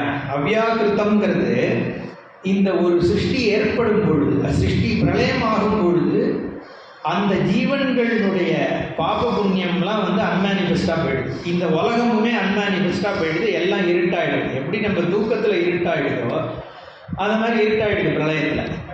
திருப்பி அடுத்த சிருஷ்டி ஆகும் பொழுது, கிருதயுகம் வரும்பொழுது இந்த ஜீவன்கள்லாம் திருப்பி வெளியில் வருது. அப்போ அம்பாள் தான் சிருஷ்டிக்கு காரணம்னு சொன்னேன் இல்லையா? அம்பாள் தான் சிருஷ்டிக்கு காரணம்ன்ற பொழுது பிரளயத்தின் போது அம்பாள் எப்படி இருக்காங்கன்னா இந்த அவ்வியக்தமாக இருக்கா. எல்லாம் அந்த மறைஞ்சி இருக்கே. நம்ம எப்படி தூக்கத்தில் இந்த அஜ்ஞானம் நமக்குள்ளே இருந்துட்டு இருக்கோ வெளியில் தெரியாமல், அப்படி அம்பாள் அவ்யாகிருதமாக இருக்கா. அந்த சிருஷ்டி ஏற்படும் பொழுது அதே அம்பாளே கதம்பவனி வாசினி ஆயிடுறா. அவள் தான் புஷ்பிக்கிறா, உலகமாக தெரியறது. பரமேஸ்வரன் ரெண்டுத்துலேயும் ஒன்றும் பண்ணுறதில்ல, ஸ்தானுவாக இருந்துருக்கார். இங்கேயும் அவர் ஸ்தானு தான், அங்கேயும் ஸ்தானு தான். அதனால தான் மோட்சம்ன்றது நமக்கு சித்திக்கும். ஏன்னா இந்த மாயையிலேருந்து விடுபட்டோன்னா நம்மளும் நிர்குணமாக ஆக முடியும். ஏன்னா ஈஸ்வரனுடைய சுரூபம் அப்படிப்பட்டது தானே. அதனால் இந்த அம்பாளுடைய சிருஷ்டி அதுக்காக சொல்ல வந்த அவ்யாகிருத்தமாக இப்படி இருந்துருக்கு. பஸ்மத்தை பற்றி சொல்ல வந்தேன்னு நினைக்கிறேன். மகாவிஷ்ணு பஸ்மதாரணம் பண்ணிட்டு இருக்கார். அப்போ அந்த ஸ்தானம் சொன்னனே பரமேஸ்வரன், அது பஸ்மமும் அதே மாதிரி தான். அதுக்காக அதில் தான் அங்கே போனேன். பஸ்மம் இப்போ என்னென்னா, ஏன் பஸ்மத்தை தரிசிக்கிறோம்? பரமேஸ்வரனுடைய சுரூபம் தான் பஸ்மம். ஏன்னா எந்த குணமும் இல்லாத சுரூபம் அப்படின்னு சொன்னோம் இல்லையா? விபூதியும் அப்படிதான். எதை நீ எரிச்சாலும், முதல்ல ஒரு இந்த கட்டை இருக்குது இல்லை ஏதோ ஒன்று இருக்குது, எரிச்சா கொஞ்சம் கொஞ்சமாக அது சாம்பல் ஆகிடும். கருப்பு சாம்பல் ஆகிடும். கருப்பு சாம்பலை நீ எரிச்சுட்டே இருந்தோம்னா வெள்ளை சாம்பல் ஆகிடும். வெள்ளையை நம்ம எவ்வளோ எரிச்சாலும் வெள்ளையாகவே தான் இருக்கும். அதுக்கு மேலே கலர் மாறாது. அதுலேருந்து என்ன தெரியுதுன்னா, இந்த நாம ரூபங்கள்லாம் போக போக போக போக கடைசியாக இருக்கிறது என்ன? பஸ்மம் தானே. அதே மாதிரி உலகத்தில் ஞானத்தினால நமக்கு இந்த நாமரூபங்கள் போக போக போக மீதி இருக்கிறது சிவதத்துவம் தான். அதனால் பஸ்மமானது சிவதத்துவத்தை காண்பிக்கிறது. அந்த ஸ்வரூபம் சத்தா சாமானியம் 3 காலத்திலையும் அதே தான் இருக்குது. 3 லோகங்கள்லையும் அதே தான் இருக்குது. சத்வகுண தமசா இருக்க குணங்களாகவும் அதுதான் இருக்குது. இப்படின்னு 3 தான் இருக்குது உலகம் முழுக்க. அதனால தான் திரிபுண்டம் சத்தா சாமானியமாக 3ஆகவும் இருக்கிறது. பாஸ்டாக இருக்கிறதும் பகவான் தான், ப்ரெசண்ட்டாக இருக்கிறதும் பகவான் தான், ஃப்யூச்சராக இருக்கிறதும் பகவான் தான். சமமாக 3 விஷயங்களிலும் ஈஸ்வரன் தான் இருக்கார் அப்படின்னு காண்பிக்கிறதுனால திரிபுண்டமாக பஸ்மத்தை அணிகிறது. மற்றவெல்லாம் இந்த ஊர்துவகுன்றம் போடும்பொழுது பகவான் எங்கேயோ இருக்காருன்னு காண்பிக்கிறது. நம்ம ஹாரிசாண்டலுக்கும் வெர்டிக்கலுக்கும் அதெல்லாம் பாலிடிக்ஸில் எதெல்லாம் பேசுகிறானுங்க. ஆக்சுவலி ஏன் ஹாரிசாண்டல் ஏன் வெர்டிக்கல்னா, சமம்னு சொல்லும்பொழுது இப்படி தானே காமிக்கிறோம். இப்படி காமிக்க மாட்டோம். சமம்னா உயர்வு தாழ்வு தான் இப்படி காமிக்க போகிறோம். சமமாக எல்லாத்துலேயும் இருக்கிறது ஈஸ்வர ஸ்வரூபம் தான் அப்படின்னு சொல்லும் பொழுது அந்த திரிபுண்டத்தை இப்படி வகிக்கிறது. அதை வகிச்சுட்டு தான் அதே எல்லாமே நம்ம பார்த்தோம்னா சிவசம்பந்தமாக பார்த்தோம்னா நிர்குணமாக தான் இருக்கும். ருத்ராட்சம் எடுத்துட்டாலும் சரி, மகாபெரிவா பேசும்பொழுது பரமேஸ்வரனுக்கு வந்து சுத்தான நைவேத்தியம் பண்ணுறது. அம்பாளுக்கு தான் வந்து சாம்பார், பட்டை, கலந்த சாதம், இதெல்லாம் ரத்த யுக்ல பிரபா மிஸ்ரம்னு சுவாமிக்கு வந்து வெண்மை தான் இருக்கணும், வெள்ளை வெள்ளையர்னு வேஷ்டி தான் போடணும், தும்பப்பூ தான் போடணும், இதெல்லாம் இருக்குது. சிவலிங்கத்துக்கு போய் இப்போல்லாம் செயினை போட்டு அலங்காரம் பண்ணுறான், அது அப்படி பண்ணக்கூடாது ஆக்சுவலி. ஏன்னா அது நிர்குண பிரம்மத்தை சொல்கிற ஒரு வஸ்துவை போய் மகாவிஷ்ணுக்கு அலங்காரம். அதனால தான் அபிஷேக பிரியா சிவா அலங்கார பிரியா விஷ்ணுன்னு சொல்லியிருக்கு. ஏன்னா விஷ்ணு வந்து ஆவிர் பவிச்ச ஸ்திதி, அதாவது சிருஷ்டி ஆனதுக்கு அப்புறம் இருக்கிறவர் விஷ்ணு, சகுண பிரம்மம்னு சொல்லுவோம். சிருஷ்டி ஆனதுக்கு அப்புறம்னா எல்லா குணங்களும் பகவானோட குணம் அப்படிங்கிறதுனால மகாவிஷ்ணு வந்து ஒவ்வொரு ஆபரணமாக இருக்குது, உலகமே விஷ்ணுவனுடைய ஆபரணமாக இருக்குது. சிவன் வந்து நிர்குணஸ்வரூபம். அப்போ அங்கே வந்து நம்ம வந்து அலங்காரம் பண்ணுறது விசேஷம் கிடையாது. அலங்காரம்னா அதுக்காக ஒன்றும் பண்ணாமல் இருக்கக்கூடாதுன்னு இல்லை, வெண்மையாக வேஷ்டி அதெல்லாம் போடுறது உண்டு. பட் அந்த சிவசம்பந்தத்துக்காக சொல்ல வந்தேன், அந்த சுத்தானந்தம் தான் நைவேத்தியம் பண்ணணும், விபூதி தான் ஈஸ்வரனுக்கு, தும்பப்பூ தான் பண்ணணும், இப்படிலாம் இருக்குது. அர்க்க துரோண பிரகிருதி குசுமைகி அர்ச்சனம் தேவிதயம் அப்பயதீஸ்வரர் சொல்லும் பொழுது துரோண புஷ்பம்னா தும்பப்பூ வந்து ரொம்ப விசேஷம்னு சொல்கிறார். அந்த நான் வந்து உனக்கு வெறும் தும்பப்பூ எங்கேயோ இருக்கிற தும்பப்பூ தான் போடுறேன், இல்லை எருக்கம்பூ தான் போடுறேன். அர்க்க துரோண பிரகிருதி, அர்க்கம்னா எருக்கம்பூ, துரோணம்னா தும்பப்பூ, பிரகிருதி குசுமைகி அர்ச்சனம் விதயம், உனக்கு நான் பண்ணக்கூடிய அர்ச்சனை வந்து எங்கேயோ கிடைக்கிற இந்த மாதிரி பூ தான். அதுக்கான நீ கொடுக்கறது என்னன்னா மோட்ச சாம்ராஜ்ய லட்சுமின்னு சொல்கிறேன். மாணிகாசிகர் அதை தந்தது உந்தன்னை கொண்டது எந்தன்னை யார் சொல்லோ சத்துதர், நீ என்ன எடுத்துட்ட, நான் ஒன்று எடுத்துட்டுருக்கேன், நான் ஒன்றை வாங்கியிருக்கேன், நீ என்ன வாங்கியிருக்கேன், நம்ம ரெண்டு பேரில் யார் புத்திசாலின்னா நான் தான் புத்திசாலி. ஏன்னா நான் அந்த ஒன்றில்லா ஆனந்தம் பெற்றேன், நீ என்ன வச்சுன்னு என்ன பார்க்க போகிறேன் அப்படின்னு சொல்கிறார் அவர். அந்த மாதிரி இங்கே அர்க்க துரோண பிரகிருதி குசுமை, நீ இதெல்லாம் இந்த துரோண புஷ்பத்தை பற்றி இதே மாதிரி ஒரு இன்சிடெண்ட் ஒன்று மகாபலி வந்து சொல்கிறான். கூரத்தாழ்வார்னு ஒரு ஆழ்வார், அவர்கிட்ட அது கதை எவ்வளோ தரம் உண்மைன்னு தெரில, அவர்கிட்ட வந்து சிவா பரதரம் நாஸ்தி அப்படின்னு எழுதுன்னு ராஜா சொன்னான். சிவனுக்கு உயர்வான தத்துவம் இல்லை. அவர் எழுதினாராம் அஸ்தி துரோணம் அகப்பரம்னு எழுதினார். சிவங்கிற வார்த்தைக்கு ரெண்டு அர்த்தம் உண்டு. சிவம்ன்றது சிவபெருமான்னு ஒன்று, இன்னொன்று ஆழாக்கோ படிக்கோ சிவம்னு ஒரு பேர் உண்டு. இவர் வந்து ஸ்லேடையாக எடுத்துட்டாராம், படியோட மரக்கால் பெருசுன்னு எழுதினார். அஸ்தி துரோணம் துரோணம்னா மரக்கால், அப்போது படியோட மரக்கால் பெருசுன்னு எழுதினாராம். மரக்கால் நான் நினைக்கிறேன் இதோட பெருசு, அதுக்காக துரோணம்னா மரக்கால் இல்லைன்னு யாரும் சொல்லக்கூடாது, நான் சின்னதோட பெருசு ஏதோ ஒன்று, அந்த காலத்து மெஷர் நமக்கு தெரியாது. அப்போ அதுக்கு மகாபரிவாசன், அதனால் அவனுக்கு ஏதோ கண்ணை வாங்கிட்டான், அந்த மாதிரி ஒரு கதை உண்டு. மகாபரிவா என்ன சொன்னால், அவர் கரெக்டாக தான் சொல்லியிருக்கார். ஸ்லேடையாக சொல்லும் பொழுது நீ சிவனை வந்து படியாக எடுத்துட்டு மரக்கால துரோணத்தை மரக்கால எடுத்துட்ட, நான் சிவனை சிவனாகவே எடுத்துட்டு துரோணங்கிறத துரோண புஷ்பம்னு எடுத்துக்கலாம் இல்லையா, தும்பப்பூ. அஸ்தி துரோண மத்தப்பரம்னா சிவனுக்கு மேலே துரோண புஷ்பம் இருக்கே நம்ம பூஜை பண்ணும்பொழுது, அப்போ அது இருக்குன்னு கரெக்டாக தான் சொன்னார். அது ராஜா தான் அதை புரிஞ்சிக்காமல் அவனுக்கு தண்டனை கொடுத்துட்டான்னு பெரியவாவோட வியாக்கியானம் இருக்கு. அயம்மே அதில் வந்து அந்த இதில் சொல்லும்போது சொல்கிறார், அயம்மே ஹஸ்தோ பகவான் அயம்மே பகவத்தரகான்னு வருதோ இல்லையோ, இந்த கை தான் பகவானோட மேலே இருக்குன்றாராம். ஏன்னா இந்த கை தான் பகவானுக்கு பண்ணுற அர்ச்சனையினால பகவான் நமக்கு பெற்றுக் கொடுக்கறதுனால இந்த கை பகவானோடையும் உயர்ந்தது அப்படின்னு இந்த துரோண புஷ்பம் பற்றி வந்ததுனால சொன்னேன். ஸோ ஈஸ்வரனுக்கு வந்து அது மாதிரி தான் அலங்காரம் பண்ணணும். அதே மாதிரி பரமேஸ்வரன் வந்து சுத்த ஸ்படிக சங்காசம், பகவான் வந்து வெண்மையான ரூபமாக தான் இருக்கார். பொன்னார் மேனியனே புலித்தோலை அரைக்க செய்துன்னு தான் சொல்கிறார். கழுத்து மட்டும்தான் நீலகண்டம். இப்போ பாதி பேர் நார்த் இந்தியாவை பார்த்து பெயிண்டிங்கில் சிவபெருமானை ஃபுல்லாக ப்ளூவாக வரைகிறாங்க இல்லையா, அப்படியா? அந்த மாதிரி கூடாது. நம்ம எந்த அந்த காலத்து சிற்பங்கள்லையோ கோவில் விக்கிரகத்தில் பார்த்தா பரமேஸ்வரன் வெண்மையாக தான் இருப்பாங்க. ஏன்னா தாத்பரியப்படி அப்படி தான் இருக்கணும். இங்கே விஷ்ணுவானவர் இங்கே சிவாராதனை பண்ணுறார், பரமேஸ்வரனுக்கு ஸ்தோத்திரம் பண்ணுறார். பெரிய ஸ்தோத்திரம், தேவர்கள்லாம் சேர்ந்து ஸ்தோத்திரம் பண்ணுறார். இதை கேட்குறவாளுக்கெல்லாம் மகாபுண்ணியம்னு இதுக்கு பலஸ்பதி இருக்குது, ஒரு 7-8 லைன் இருக்கு, படிச்சுடுறேன். நம சிவாய தேவாய நம சிவகராய தே சர்வேஷாய மகேஷாய சர்வரீஸ்வரமௌளயே நித்யாய நீலகண்டாய சத்யாய பவதே சதே ரிதாயாமிருத தூராய சத்யாமிருதவிதாயினே சர்வஜ்ஞாய வரேண்யாய சம்பவே ஸ்துமயோ பவே நமஸ்தே சங்கராயாஸ்து நமோ பூயோ மயஸ்கர शूलेन मालिने नित्यं हारिणे स्तुतिरीटिने कालकालाय कालाय நமः காலாக்னயே சதாம் போகிறது. இந்த மாதிரி ஒரு 15 வரி இங்கே வந்து ஸ்லோகம். இந்த ஸ்தோத்திரம் வந்து தேவர்கள் எல்லாம் பரமேஸ்வரனுக்கு பண்ணுறா அப்படின்னு இந்த ஸ்தோத்திரம் சொல்லப்படுறது ஸ்காந்தத்தில். தாற்பயம் பார்த்தோம்னா இப்போ ஏற்கனவே நிறைய பார்த்துட்டோம்.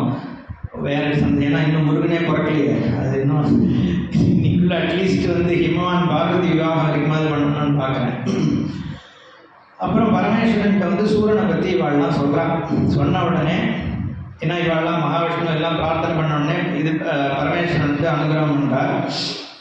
அவர் சொல்கிறார், ஆவிர்வவிச்சு சொல்கிறார், பிராக மௌலி கதஸ்யந்தோர் வர்த்தயன்னே தசனத்விஷா ஹரே விதே தெஜ பயம் தேவாக சர்வேபி சாம்பிரதம். எல்லாரும் பயத்தை விடுங்கோ தேவர்கள்லாம்.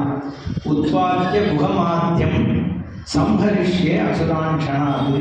குகனை நான் உற்பத்தி பண்ணுறேன், அவர்கள்லாம் வந்து அசுரர்களை வந்து க்ஷணத்தில் நாசம் பண்ணிடுவார் அப்படின்னு சொல்லிட்டு மறைஞ்சிடுறார். அகிரே நைவ காலேன இதி அந்தர்தனம் கதா சிவ. அந்தர்தனம்னா மறைஞ்சிடுறார். சீக்கிரமாகவே நான் வந்து குஹனை வந்து உற்பத்தி பண்ணுறேன். நேற்றுக்கு இருந்தவாளுக்கு சொன்னேன், புருஷாந்தர்கள் குஹன்ற பதம் குஹதே உள்ளே இருக்கவர்னு அர்த்தம். குஹம்னா அந்தர் குஹா. குஹைனா ஹிருதயத்தையே குஹைன்னு சொல்கிறது, புத்தி குஹான்னு சொல்கிறது. நம்மளோட வேதமே சொல்கிறது என்ன, குஹாயாம் வசந்தம்னு நம்ம இதில் சொல்கிறோம் இல்லையா, சுபாசா வசந்தம் ஜனார்த்திம் ஹரந்தம் ஆஸ்ரயாமோ குஹந்தம். இதில் சுப்பிரமணிய புஜங்கத்தில் குஹாயாம் வசந்தம் நாங்கள் சொல்லும் பொழுது எங்கேயோ இருக்கிற குகையில் இல்லை, நம்ம ஹிருதய குகையில் இருக்கக்கூடியவர் அர்த்தம். புத்தியில் அந்தர்யாமியாக இருக்கக்கூடிய ஆத்ம வஸ்து தான் அங்கே முருகன்றதுனால குஹன்னு ஒரு பெயர் உண்டு. அங்கே இங்கே குஹன் பிறப்பான் அப்படின்னு பரமேஸ்வரர் வந்து அனுகிரகம் பண்ணுறார். பண்ணிட்டு இங்கே அவர் அந்தர்தனம் ஆயிட்டார். இவாளுக்கு பிரச்சனை முடிஞ்ச மாதிரியும் இருக்குது, முடியாத மாதிரியும் இருக்குது. ஏன்னா அவர் சொல்லிட்டு போயிட்டார் எப்போ இவர் குழந்தை பிறக்கிறது நம்ம. ஏன்னா இவர் அப்படியே திருப்பியும் அங்கே உள்ளே உட்காந்து சனகாதிகளோடு பேசிகிட்டு இருக்கார். அம்பாளுக்கு விவாகமும் ஆலை. அப்படிங்கிற பொழுது நான் குஹனை ஏற்படுத்துகிறேன்னு சொல்லிட்டு போனால் என்ன பண்ணுறதுன்னு தெரியல. இவாள்லாம் திருப்பி விஷ்ணுக்கிட்டேயே போய் மேரு பர்வதத்தில் தேவர்கள்லாம் கேட்குறா. இப்படி சொல்லிட்டு போயிட்டார். அடுத்தது என்ன பண்ணணும்? ஏன்னா வந்து இப்போது நம்ம அவர் தானே குழந்தையை உற்பத்தி பண்ணியானோம். இந்த மாதிரி இருக்கும் பொழுது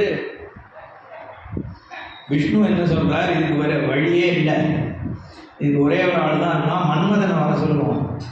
அவனை கொஞ்சம் கன்வின்ஸ் பண்ணி போய் இவாளை வந்து கல்யாணம் பண்ணிக்க வச்சாதான் உண்டு, நம்ம போய் யாரும் பேச முடியாதுன்னு சொல்லி மன்மதனை கூப்பிட்டுருக்கான். மன்மதன் பயப்படலாம். அவன் சொல்கிறான், முதல்ல விஷ்ணு கூப்பிட்டு சொல்கிறார் மன்மதன்கிட்ட, உன்னால் ஜெயிக்க முடியாது எதுவுமே கிடையாது, உலகத்தில் ஒரு பயம் இல்லாமல் எல்லாரையுமே நீ எப்போ வேணால் ஜெயிச்சுட்டு இருக்க, அதனால் நீ தான் இதுக்கு சரியான ஆள், நீ போய் வந்து பரமேஸ்வரனை வந்து ஜெயிக்கணும் அப்படின்னு சொல்லி மன்மதனை கூப்பிட்றார். மன்மதன் என்ன சொல்கிறான், சரிதான், அகம் சர்வத்திர விஜயி கிருபையா ஏன கல்விதா, எங்கே போனாலும் ஜெயிக்கிறவன் தானா, ஆனால் தத்தையே எத்தனை மாதிஷ்டன்னு சுவாமி துரோகின்னு சம்சயா, நான் ஜெயம் வெற்றி பெறவனாக இருப்பனே ஒழிய என்னோட எஜமானனுக்கு நான் துரோகம் பண்ண மாட்டேங்கிறான், நான் சுவாமி துரோகி கிடையாது அப்படின்னு சொல்கிறான். ஈஷோ அத்தியக்ஷதி மாம் க்ஷிப்ரம் கோபாது குக்குல தூரிவது. என்ன ஒரு க்ஷணத்தில் நான் பொடி பொடி ஆகிடுவேன் பரமேஸ்வரன் என்னை பார்த்தாருன்னா, அதனால் வந்து இந்த காரியத்தை நான் பண்ண முடியாதுன்னு சொல்கிறான் மன்மதன். இவ உடனே வந்து ஒரே உபதேசம் அவனுக்கு, என்ன உலகத்துக்கு நல்லது பண்ணுறது தான் முக்கியம். நான் பலி சக்கரவர்த்தி வந்து இப்படி பண்ணார், கர்ணன் வந்து கவச்ச குண்டலத்தையே எடுத்து கொடுத்தான், அப்புறம் வந்து இதெல்லாம் சொல்கிறான். அவன்கிட்ட வந்து சொல்லி அவனை வந்து கன்வின்ஸ் பண்ண ட்ரை பண்ணுறான். ததீச்சின்னு ஒரு முனிவர் இருந்தார், அவர் வந்து தன்னுடைய எலும்பையே கொடுத்தார் ஆயுதம் பண்ணுறதுக்காக. இப்படியெல்லாம் வந்து பரார்த்தம் பண்ணும்பொழுது நீ உன்னோட நலத்தை பட்டு தான் யோசிக்கிற, இத்தனை தேவர்கள் கஷ்டப்பட்டு என்ன இவனுடைய இது தாங்க முடியல தொல்லை, அப்படி இருந்தும் நீ ஒன்றும் சொல்ல மாட்டேங்கிறேன்னா. அப்படியும் அவன் என்ன வேணா பண்ண, நான் பண்ண முடியாதுன்னு சொல்லிடுறான் மன்மதன். உடனே இவர் என்ன சொல்கிறார், நான் சாபம் கொடுத்துருவேன்னு ஆரம்பிச்சிடுறேன் பிரம்மா. நீ இதுக்கு மேலே பண்ணாமல் இருந்தேன்னா நான் சாபம் கொடுத்துருவேன், அதுக்கப்புறம் நீ ஒன்றும் இது பண்ண முடியாமல். அப்படியும் மன்மதன் ஒத்துக்கலை. அவன் சொல்கிறான், நீ வேணா சொல்லு, நான் இந்த சூரபத்மன் அவள் 3 பேருக்கு நான் என் வேலையை காமிக்கிறேன், அவங்கள உங்கள் பின்னாடி வர விடாமல் அவங்க புத்தியை நான் மாற்றிடுறேன், அந்த மாதிரி ஏதாவது பண்ணுறேன், பரமேஸ்வரன் கிட்ட என்ன போக விடாதுன்னு கேட்க அப்படி இருக்கு புஸ்தகத்தில் என்ன. அதுக்கப்புறம் பிரம்மா சொல்கிறார், இதெல்லாம் சரிப்பட்டு வராது, நான் சாபம் கொடுத்துருவேன், நீ கேட்டுதான் அப்படின்னு சொல்கிறார். அதுக்கப்புறம் கடைசியாக ரத்தி வரா, மன்மதனோட பாரியையான ரத்தி. அவள் என்ன சொல்கிறான்னா, அவளும் இதே தான் சொல்கிறான். சாபம்லாம் ஒரு பெரிய விஷயம் கிடையாது, என்ன சாபம் இருந்தாலும் விமோச்சனம் உண்டு. ஆனால் பரமேஸ்வரனை எதிர்க்கிறதுக்கு துரோகம் பண்ணா விமோச்சனம் கிடையாது. சாவதத்து ஸ்மரம் உத்வீக்ஷிய நகந்தவ்யம் துவயா பிரிய, நீ அங்கே போகாத. இந்த ஈஷாகாரம் அமுஷ்யத்வா சாபகா கிம்பா கரிஷதி, சாபம் ஒன்று என்ன பண்ணிட்டு போகிறது, அவசானா அஸ்தி, எல்லா சாபத்துக்கும் விமோச்சனம் இருக்கு. சிவத்ரோகஸ்ய நக்வச்சித்து, நீ சிவத்ரோகம் பண்ணேன்னா அதுக்கு உனக்கு சாபம் கிடையாது, விமோச்சனம் கிடையாது அப்படின்னு அவள் சொல்கிறான். அவள் பண்ண தப்பு இதுதான். நீ பண்ணாதேன்னு சொல்லிட்டேன்னா, பண்ணுன்னு சொல்லிட்டா கூட பண்ண மாட்டேன்னா, கொண்டாடி சொல்லி யாராவது கேட்பானா, இவன் என்ன சொல்கிறான், அது வரைக்கும் பண்ண மாட்டேன்னு சொன்னாங்க. அவள் சொன்ன உடனே நீ இதை பற்றிலாம் பேசாத, நான் பார்த்துக்கிறேன்னு சொல்லிட்டு அவன் பண்ணுறேன்ட்டான். இதில் வணிகோக்தி அப்படி அர்த்தம் இல்லை சொல்கிறேன். அதுக்கப்புறம் அவன் என்ன சொல்கிறான், இப்போ பண்ண முகாந்தாத்து வரமந்தோ அந்த காந்தகம்.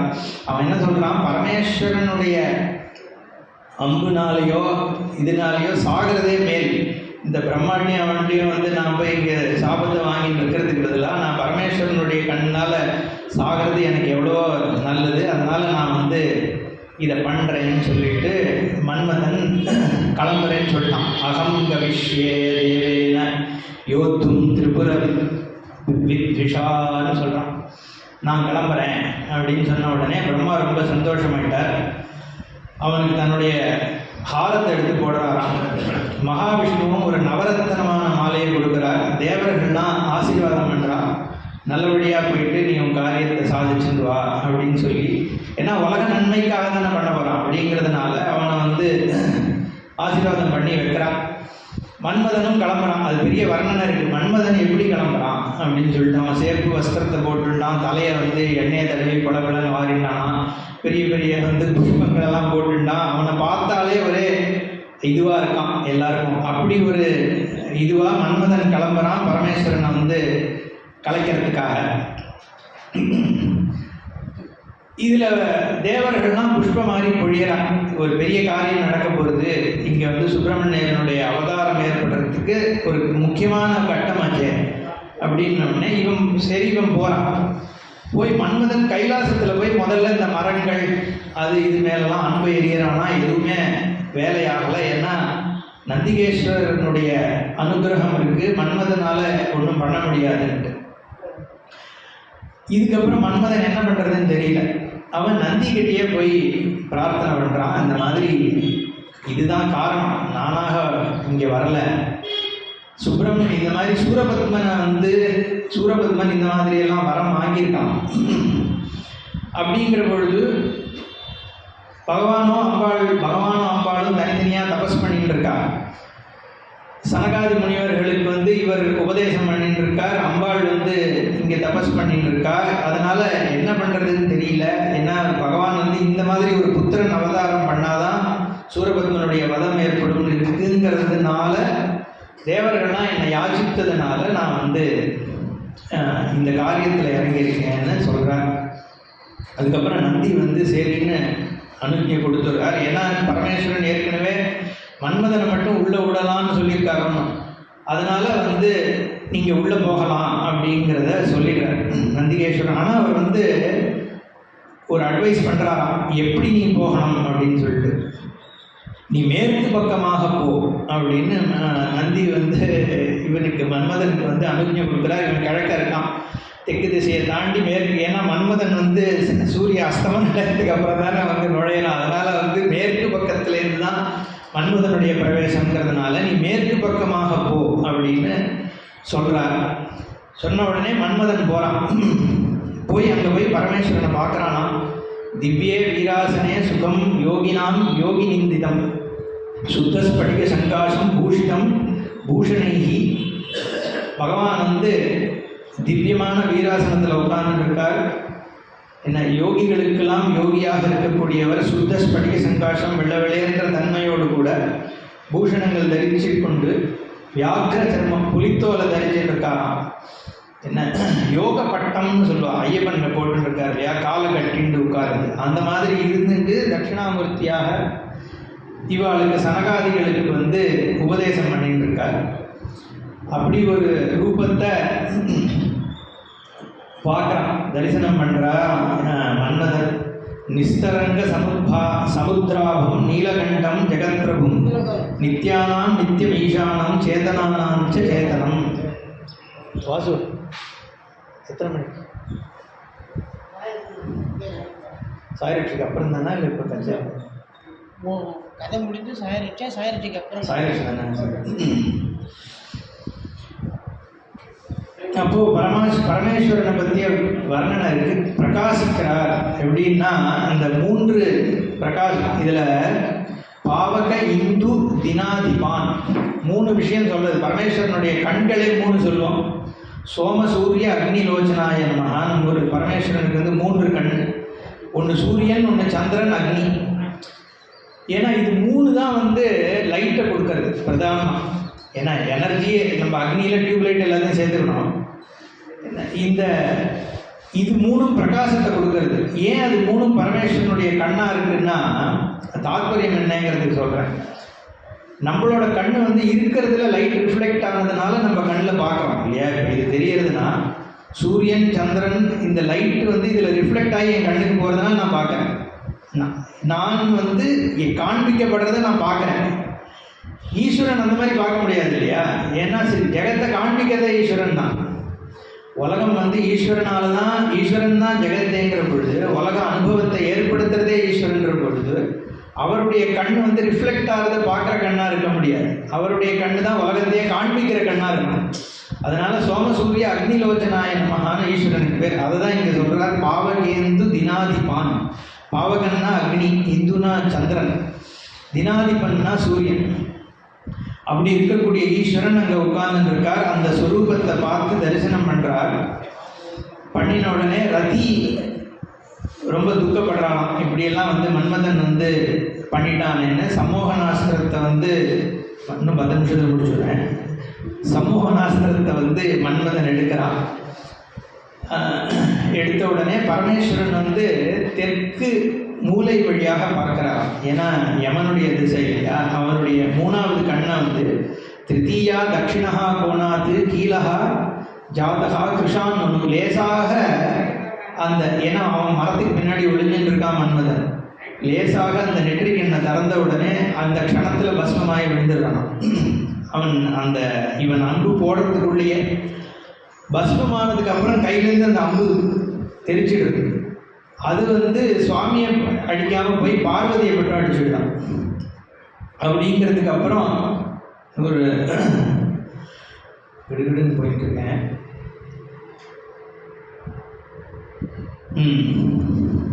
உடனே தேவர்கள்லாம் பிரார்த்தனை பண்ணுறான், ஸ்துதி பண்ணுறான் பரமேஸ்வரன். இந்த காமதகனம் ஆனதுக்கப்புறம் இந்த ஒரு பயம் ஏற்பட்டுறது இல்லை, எல்லாம் பொசுக்கி போய்டுறது. அப்போ ஈஸ்வரனை வந்து ஸ்தோத்திரம் பண்ணுறான். இங்கே ஒரு ஸ்தோத்திரம் வருது. அதுவும் ரொம்ப வேதாந்தபரமான ஸ்தோத்திரம் தான். எங்கே வார்த்தைகள்லாம் திரும்பி வருதோ, எது ஆனந்த ஸ்வரூபமாக இருக்கோ, யாரை ஸ்மரிக்கிறதுனால மோட்சம் ஏற்படுறதோ, யார் 3 வேதங்களுக்கு மையமாக இருக்காரோன்னு ஒரு இது வருது. திரைமூல திரைவர்த்தக திரைமண்டல மத்தியக அப்படின்னு. ரிக்யஜு சாமன்ற 3 வேதத்தில் யஜுர்வேதம் அது நடுவில் இருக்குது. அந்த யஜுர்வேதத்தில் இருக்கக்கூடிய 7 மண்டலங்களில் 4வது மண்டலத்தில் ருத்ரம் வருது. அந்த ருத்ரத்தில் இருக்கிற 11 அத்தியாயங்களில் நடு அத்தியாயத்துக்குள்ள நடுவில் இருக்கக்கூடிய பதம் சிவாய. நமசோமாயஜாங்கிறதுல நமசிவாய அப்படின்னு. அதனால் வேதத்துக்கு நடுமையமாக இருக்கக்கூடிய சப்தம் நமசிவாயங்கிற பதம். அதனால தான் அந்த சிவங்கிறது இப்போ சர்வத்துக்கு தான். விஷ்ணுனாலும் அதே அர்த்தம் தான். வியாப்னோதி இது விஷ்ணு, எல்லாத்தையும் வியாபிக்கிறவர். சிவகானா எல்லாத்திற்கும் மங்களஸ்வரூபமாக ஆதாரம். சிவம்னா மங்களம் அர்த்தம். சுஸ்ரேதம் பத்ரம் சிவம் மங்களம் கல்யாணம் சுபம்னு சொல்லியிருக்கு நிகண்டுல. மங்களஸ்வரூபங்கிறது சிவங்கிற பதத்தினால சொல்லப்படுறது. அதனால தான் சிவமயம் அதுதான் எழுதணும் நம்ம. இதில் சர்வம் விஷ்ணுமயம் ஜெகத். மகாபரிவாதை பற்றி சொல்லும் பொழுது விஷ்ணுவை சொல்லும் பொழுது தான் சர்வம் விஷ்ணுமயம் ஜெகத்து சொல்லணும். சிவமை சர்வம் சிவமயம் ஜெகத்துன்னு சொல்லக்கூடாது. ஏன்னா சிவம்னு சொல்லும் பொழுதே அங்கே ஜெகத் இல்லை. ஏன்னா அவர் சிருஷ்டி ஆனதுக்கு அப்புறம் தான் ஜெகத் வருது. அப்போ சிவங்கிற பதத்தில் ஜெகத்தை சேர்க்க முடியாது. ஜெகத் இருக்கும் பொழுது சர்வவியாபியாக இருக்காருன்றதுனால சர்வம் விஷ்ணுமயம் ஜெகத். நம்ம ஊரில் வெறும் சிவமயம் தான் எழுதும். நம்ம வீரசைவ கிராமன்றது வேற இருந்தாலும் சிவமயம் மட்டும்தான் எழுதுகிற வழக்கம். அண்ணாவே ரவியோட பையனுக்கு இதுக்கு பூனல் எழுதி கொடுக்கும்போது சிவமயம் போட்டு தான் கொடுத்தார். அது நம்ம ஊரில் சிவமயம் எழுதுறது தான் வழக்கம். அதனால் அந்த சிவபதம் அதுக்கு சொல்ல வந்தேன். இங்கே அந்த சிவகான்றது மையமாக இருக்குது வேதத்தில். அன்றைக்கி அந்த பெருமாள் கோயிலில் அந்த பட்டர் சொல்லும் பொழுது விசலூரை பற்றி ஏதோ விஷம்னா ஏதோ ஒரு அர்த்தம் சொன்னார் அவர். விஷல்யபுரம்னா என்னென்னா விஷல்யகாங்கிறது ருத்ரத்தில் வர்ற நாமம். நமோ விஷல்யாயச்ச வருதோ இல்லையோ, அந்த விஷல்யகாங்கிறது பரமேஸ்வரனுடைய பெயர். அதனால் இந்த கிராமத்துக்கு சிவபுரம் தான். இந்த விசலூருங்கிறது அதான் அர்த்தம். விஷல்யபுரம்னா பரமேஸ்வரன் சொல்லக்கூடிய பெயர் தான். அப்படி அந்த சிவபதத்துக்காக அதுக்கு சொன்னேன். அப்போ பரமேஸ்வரன் ரதி அழறான். அது வரைக்கும் பார்த்தோம் இல்லையா? ரதி அழுத உடனே பரமேஸ்வரன் கேட்குறார், என்ன ஒரே இறைச்சலாக இருக்கே, யார் அழறான்னு உடனே நந்தி நடந்ததை சொல்கிறார். அதுதான் நம்ம ஆரம்பத்திலே சொல்லும் பொழுது என்ன சொன்னேன்னா, ஈஸ்வரன் தானே எரிச்சார், எரிச்சது அவர் தான். அப்போ தெரிஞ்சிருக்கணும் இல்லையோ. ஆனால் அவருக்கு தெரியாதுன்றது தான் இங்கே தாத்பரியம். ஏன்னா நிறைய பேர் என்ன கேள்வி கேட்பான்னா, யார் பிரார்த்தனை பண்ணுறானோ அவனுக்கு மட்டும் ஏன் பகவான் இது பண்ணணும்? இப்போ என் மாமாட்ட போய் சாக்லேட் கொடுன்னு யார் கேட்குறானோ அவன் இப்போ நீ தான் சூப்பர் மாமான்னா கொடுத்துட்றாரு சாக்லேட்டு. அப்போ அந்த மாதிரி தான் நான் சுவாமி யார் போய் பிரார்த்தனை பண்ணுறானோ அவனுக்கு மட்டும் தான் கொடுப்பாரா? பண்ணாதவனுக்கு மட்டும் ஏன் பண்ணக்கூடாதா? நீங்கள் கருணை கடல்னு சொல்கிறேன், அப்போ ஏன் பகவான் இந்த மாதிரி பண்ணுறாரு? நீங்கள் நாஸ்திகெல்லாம் அப்படி தானே கேள்வி கேட்குறான். இவரே ஆஸ்திகாலாக இருக்கவளே சில பேர் அப்படி தான். இந்த பால் தாக்கரே அவன் சொன்னான் எனக்கு கடவுள் பக்தியே போயிடுது. ஏன்னா அவன் பொண்டாட்டி செத்து போயிட்டான். இது சாகுதான் சாவா இருந்துட்டு இருப்பாளா? ஆனால் என்ன காரணம்னா, இது நெகட்டிவ் எல்லாத்துக்கும் ஈஸ்வரன் கிடையாது. ஏன்னா ஈஸ்வரன் வேண்டினவனுக்கு மட்டும் கொடுத்தாருன்னா வைஷமிய நைர்கிரண்யம்ன்ற தோஷம் வந்துடும். விஷமத்தா இருக்குது, நிர்கிரணமாக இருக்கார். அதாவது யார் ப்ளீஸ் பண்ணுறானோ அவனுக்கு கொடுக்கறது, பண்ணாதவன் நல்லதே பண்ணிட்டு இருந்தாலும் அவனுக்கு ஒன்றும் பண்ணாமல் இருக்கிறாருன்னா அவர் என்ன ஈஸ்வரன்ற கேள்வி வந்துடும். அப்போது கர்ம பலனாக மட்டும்தான் ஈஸ்வரன் பலன் கொடுக்குறார். அவாவா பண்ணியிருக்கிற கர்ம பலன் கொடுக்குறார். ஏன் அது அவருக்கு சொல்ல வேண்டியிருக்குன்னா, நான் ஏற்கனவே சொன்னேன், அனாதி ஜென்மா இருக்குது, எப்போ இருந்தோ ஜென்மா இருக்குது. அப்போது எல்லாருக்கும் அனந்தமான புண்ணிய பாபம் இருக்குது. இந்த ஜென்மாவுக்கு நான் எந்த புண்ணியம் எந்த பாபத்தை எடுத்துன்னு வரணுன்றது யார் நிர்ணயம் பண்ணுறா? அது ஒன்று. ரெண்டாவது, இந்த பாபத்துக்கு இந்த கஷ்டத்தை தான் நான் பண்ணணும், இந்த புண்ணியத்துக்கு இந்த சுகம் தான் நான் பண்ணணும், அதை யார் நிர்ணயம் பண்ணுறா? அது யாரோ ஒருத்தர் பண்ணி தான் ஆகணும். அப்போ இது எல்லாம் ஆர்டர் கிரியேட் பண்ணுறது யார்? அப்போ ஈஸ்வரன் தான் பண்ணணும். ஈஸ்வரன் இல்லாட்டி எல்லாம் ரேண்டமாக நடக்கிறதுன்னு நம்ம சொல்லிட முடியாது. இதெல்லாம் அப்போது கர்ம பலனை கொடுக்கறது ஈஸ்வரன் தான். ஆனால் ஆக்சுவலி அவர் கொடுக்கல, உன் கர்மா தான் கொடுக்குறது. இப்போ நெருப்பை போய் தொடுறோம், தொட்டுட்டு நம்ம நெருப்புக்கிட்ட போய் நீ என்ன சுட்டுட்டேன்னு சொன்னால், நெருப்பு சுட்டுதானா? நெருப்பு தான் சுட்டுது. ஆனால் நெருப்பாவா சுட்டுது? நம்ம தானே கையை வச்சோம். அப்போது நெருப்பு சுட்டுதுன்றதும் உண்மை, ஆனால் நெருப்பு சுடலைங்கிறதும் உண்மை தானே. நானாக தான் போய் அந்த மாதிரி ஈஸ்வரன் தான் கர்ம பலன் கொடுத்தாருன்றதும் உண்மை, அவர் கொடுக்கலைங்கிறதும் உண்மை. அப்போ இங்கே இவ சொல்கிறா, நந்தி என்ன சொல்கிறாருன்னா, அவன் செத்து போயிட்டான், எரிஞ்சிட்டான், உங்களோட அக்னினால தான் அவன் எரிஞ்சான், ஆனால் தன்னுடைய கர்ம பலனால் எரிஞ்சான் அப்படின்னு நந்தியே இங்கே ஈஸ்வரன்கிட்ட சொல்கிறாருன்னு வருது. அப்படி மன்மதன் எரிஞ்சிட்டான். அதோட அதுக்கப்புறம் இவ ரதி ரொம்ப அழுத உடனே ஈஸ்வரன் கவலைப்படாத, நான் திருப்பி அவரை உயிருக்கு கொஞ்ச நாள் பொருள் நான் எழுப்பிடுறேன்னு சொல்கிறார். அதுக்கப்புறம் சுப்பிரமணியனுடைய அவதாரத்துக்கு முன்னாடி பார்வதி பரமேஸ்வராவோட விவாகம் நடக்கிறது. அதுக்கு ஈஸ்வரன் கொஞ்சம் ஸ்கிப் பண்ணிட்டு போய்டுறேன், ஏன்னா நம்ம முடிக்க முடியாது. ரதி ரொம்ப அழுத உடனே அவளுக்கு நான் பண்ணுறேன்னு சொல்லிட்டு பரமேஸ்வரன் என்ன பண்ணுறார், முதல்ல பார்வதியை டெஸ்ட் பண்ணுறதுக்காக போய்டுறாரு. ஏன்னா பார்வதி தபஸ் பண்ணுறது ஈஸ்வரன் அடையணுங்கிறதுக்காக தான், டெஸ்ட் பண்ணுறதுக்காக போகிறாராம். இப்படி முருகன் வள்ளியை டெஸ்ட் பண்ணுற மாதிரி இவரும் ஒரு கழவான வேஷம் எடுத்துகிட்டு போகிறார். கிட்டத்தட்ட தெரிஞ்ச கதை தான். போய் என்னத்துக்காக நீ தபஸ் பண்ணுறேன்னு கேட்குறார். நீ இப்படி ஒரு ஹிமவானுடைய புத்திரி, இப்படிலாம் இருக்கும் பொழுது நீ இந்த மாதிரி தபஸ் பண்ண வேண்டிய அவசியம் என்னன்னு உடனே ஈஸ்வரனை நான் அடையணும். உடனே அவர் சொல்கிறார், நான் என்ன பைத்தியம் பிடிச்சிருக்கேன் அவனுக்கு, என்ன அவாவா நகை போட்டுன்னு இருக்கவன், இவர் ட்ரெஸ்ஸும் போட மாட்டார், பாம்பை போட்டு சூடின்னு இருக்கார், உடம்பு முழுக்க பஸ்மத்தை போட்டுன்னு இருக்கார், பிச்சை எடுத்துன்னு சுற்றின்னு இருக்கார், என்ன இப்படிப்பட்ட ஒருத்தரை போய் நீ பண்ணுறேன்னு சொல்கிறேன். இதெல்லாம் உயர்வு இது சொல்லுவாள் இல்லையா, என்ன ஒரு அலங்காரம் சொல்லுவாள். இந்த வள்ளலை பாடும் வாயால் அறுதலை பிள்ளையை பாடு வேணும்னு பாடுறா இல்லையா, அது ஸ்தோத்திரம் நிந்தாஸ்துதி அப்படின்னு பேர். அது நிந்த பஞ்சபுகழ்ச்சி வேற. அது நல்லது சொல்கிறாங்க, விசூரில் பேசுகிற மாதிரி, ஆஹா நீங்கள் பிரமாதம்னா தண்டம் இருக்கும், அது வஞ்ச புகழ்ச்சி. இது அதுக்கு ஆப்போசிட்டு, திட்டுற மாதிரி இருக்கும். அது ஆனால் நல்லது சொல்கிறார். அந்த மாதிரி நிந்தாஸ்துதின்னு பேர். மாதிரி ஈஸ்வரனுடைய ஸ்வரூபத்தை இந்த மாதிரி சொல்கிறார். 2-3 இடத்துல வருது. ஆக்சுவலி முதல்ல அந்த மாகேஸ்வர கண்டத்திலேயே தக்ஷன் அந்த இதுக்கு முன்னாடியே கூட அது மாதிரி தான் தக்ஷனே அப்படி தானே பேசுகிறான் அம்பாள்கிட்ட. அதே மாதிரி தான் இவர் பேசுகிறார். இந்த மாதிரிலாம் இருக்கக்கூடிய ஒருத்தரை நீ பண்ணிக்கணுமான்னு சொன்ன உடனே அம்பாள் கோவப்பட்டு நான் உன்ட்டெல்லாம் பேச முடியாதுன்றதா.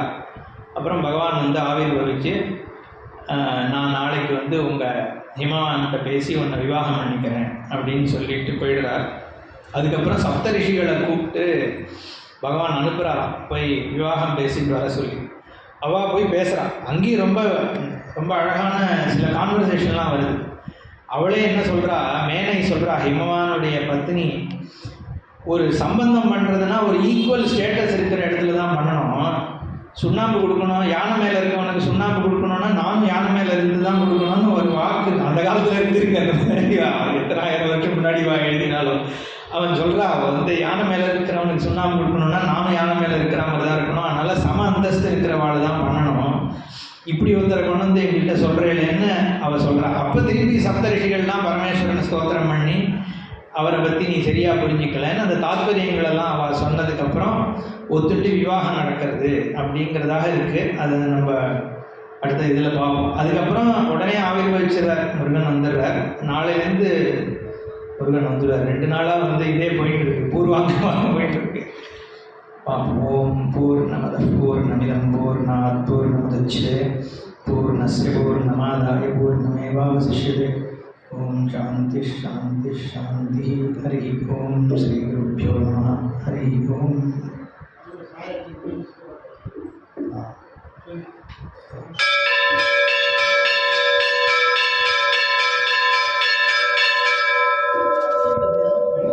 சாயரட்சம் முடிஞ்சு கச்சேரி ஆரம்பிக்கும். எல்லாம் இருந்து கேட்டுட்டு போனோன்னு விஞ்ஞாபிக்கிறோம்.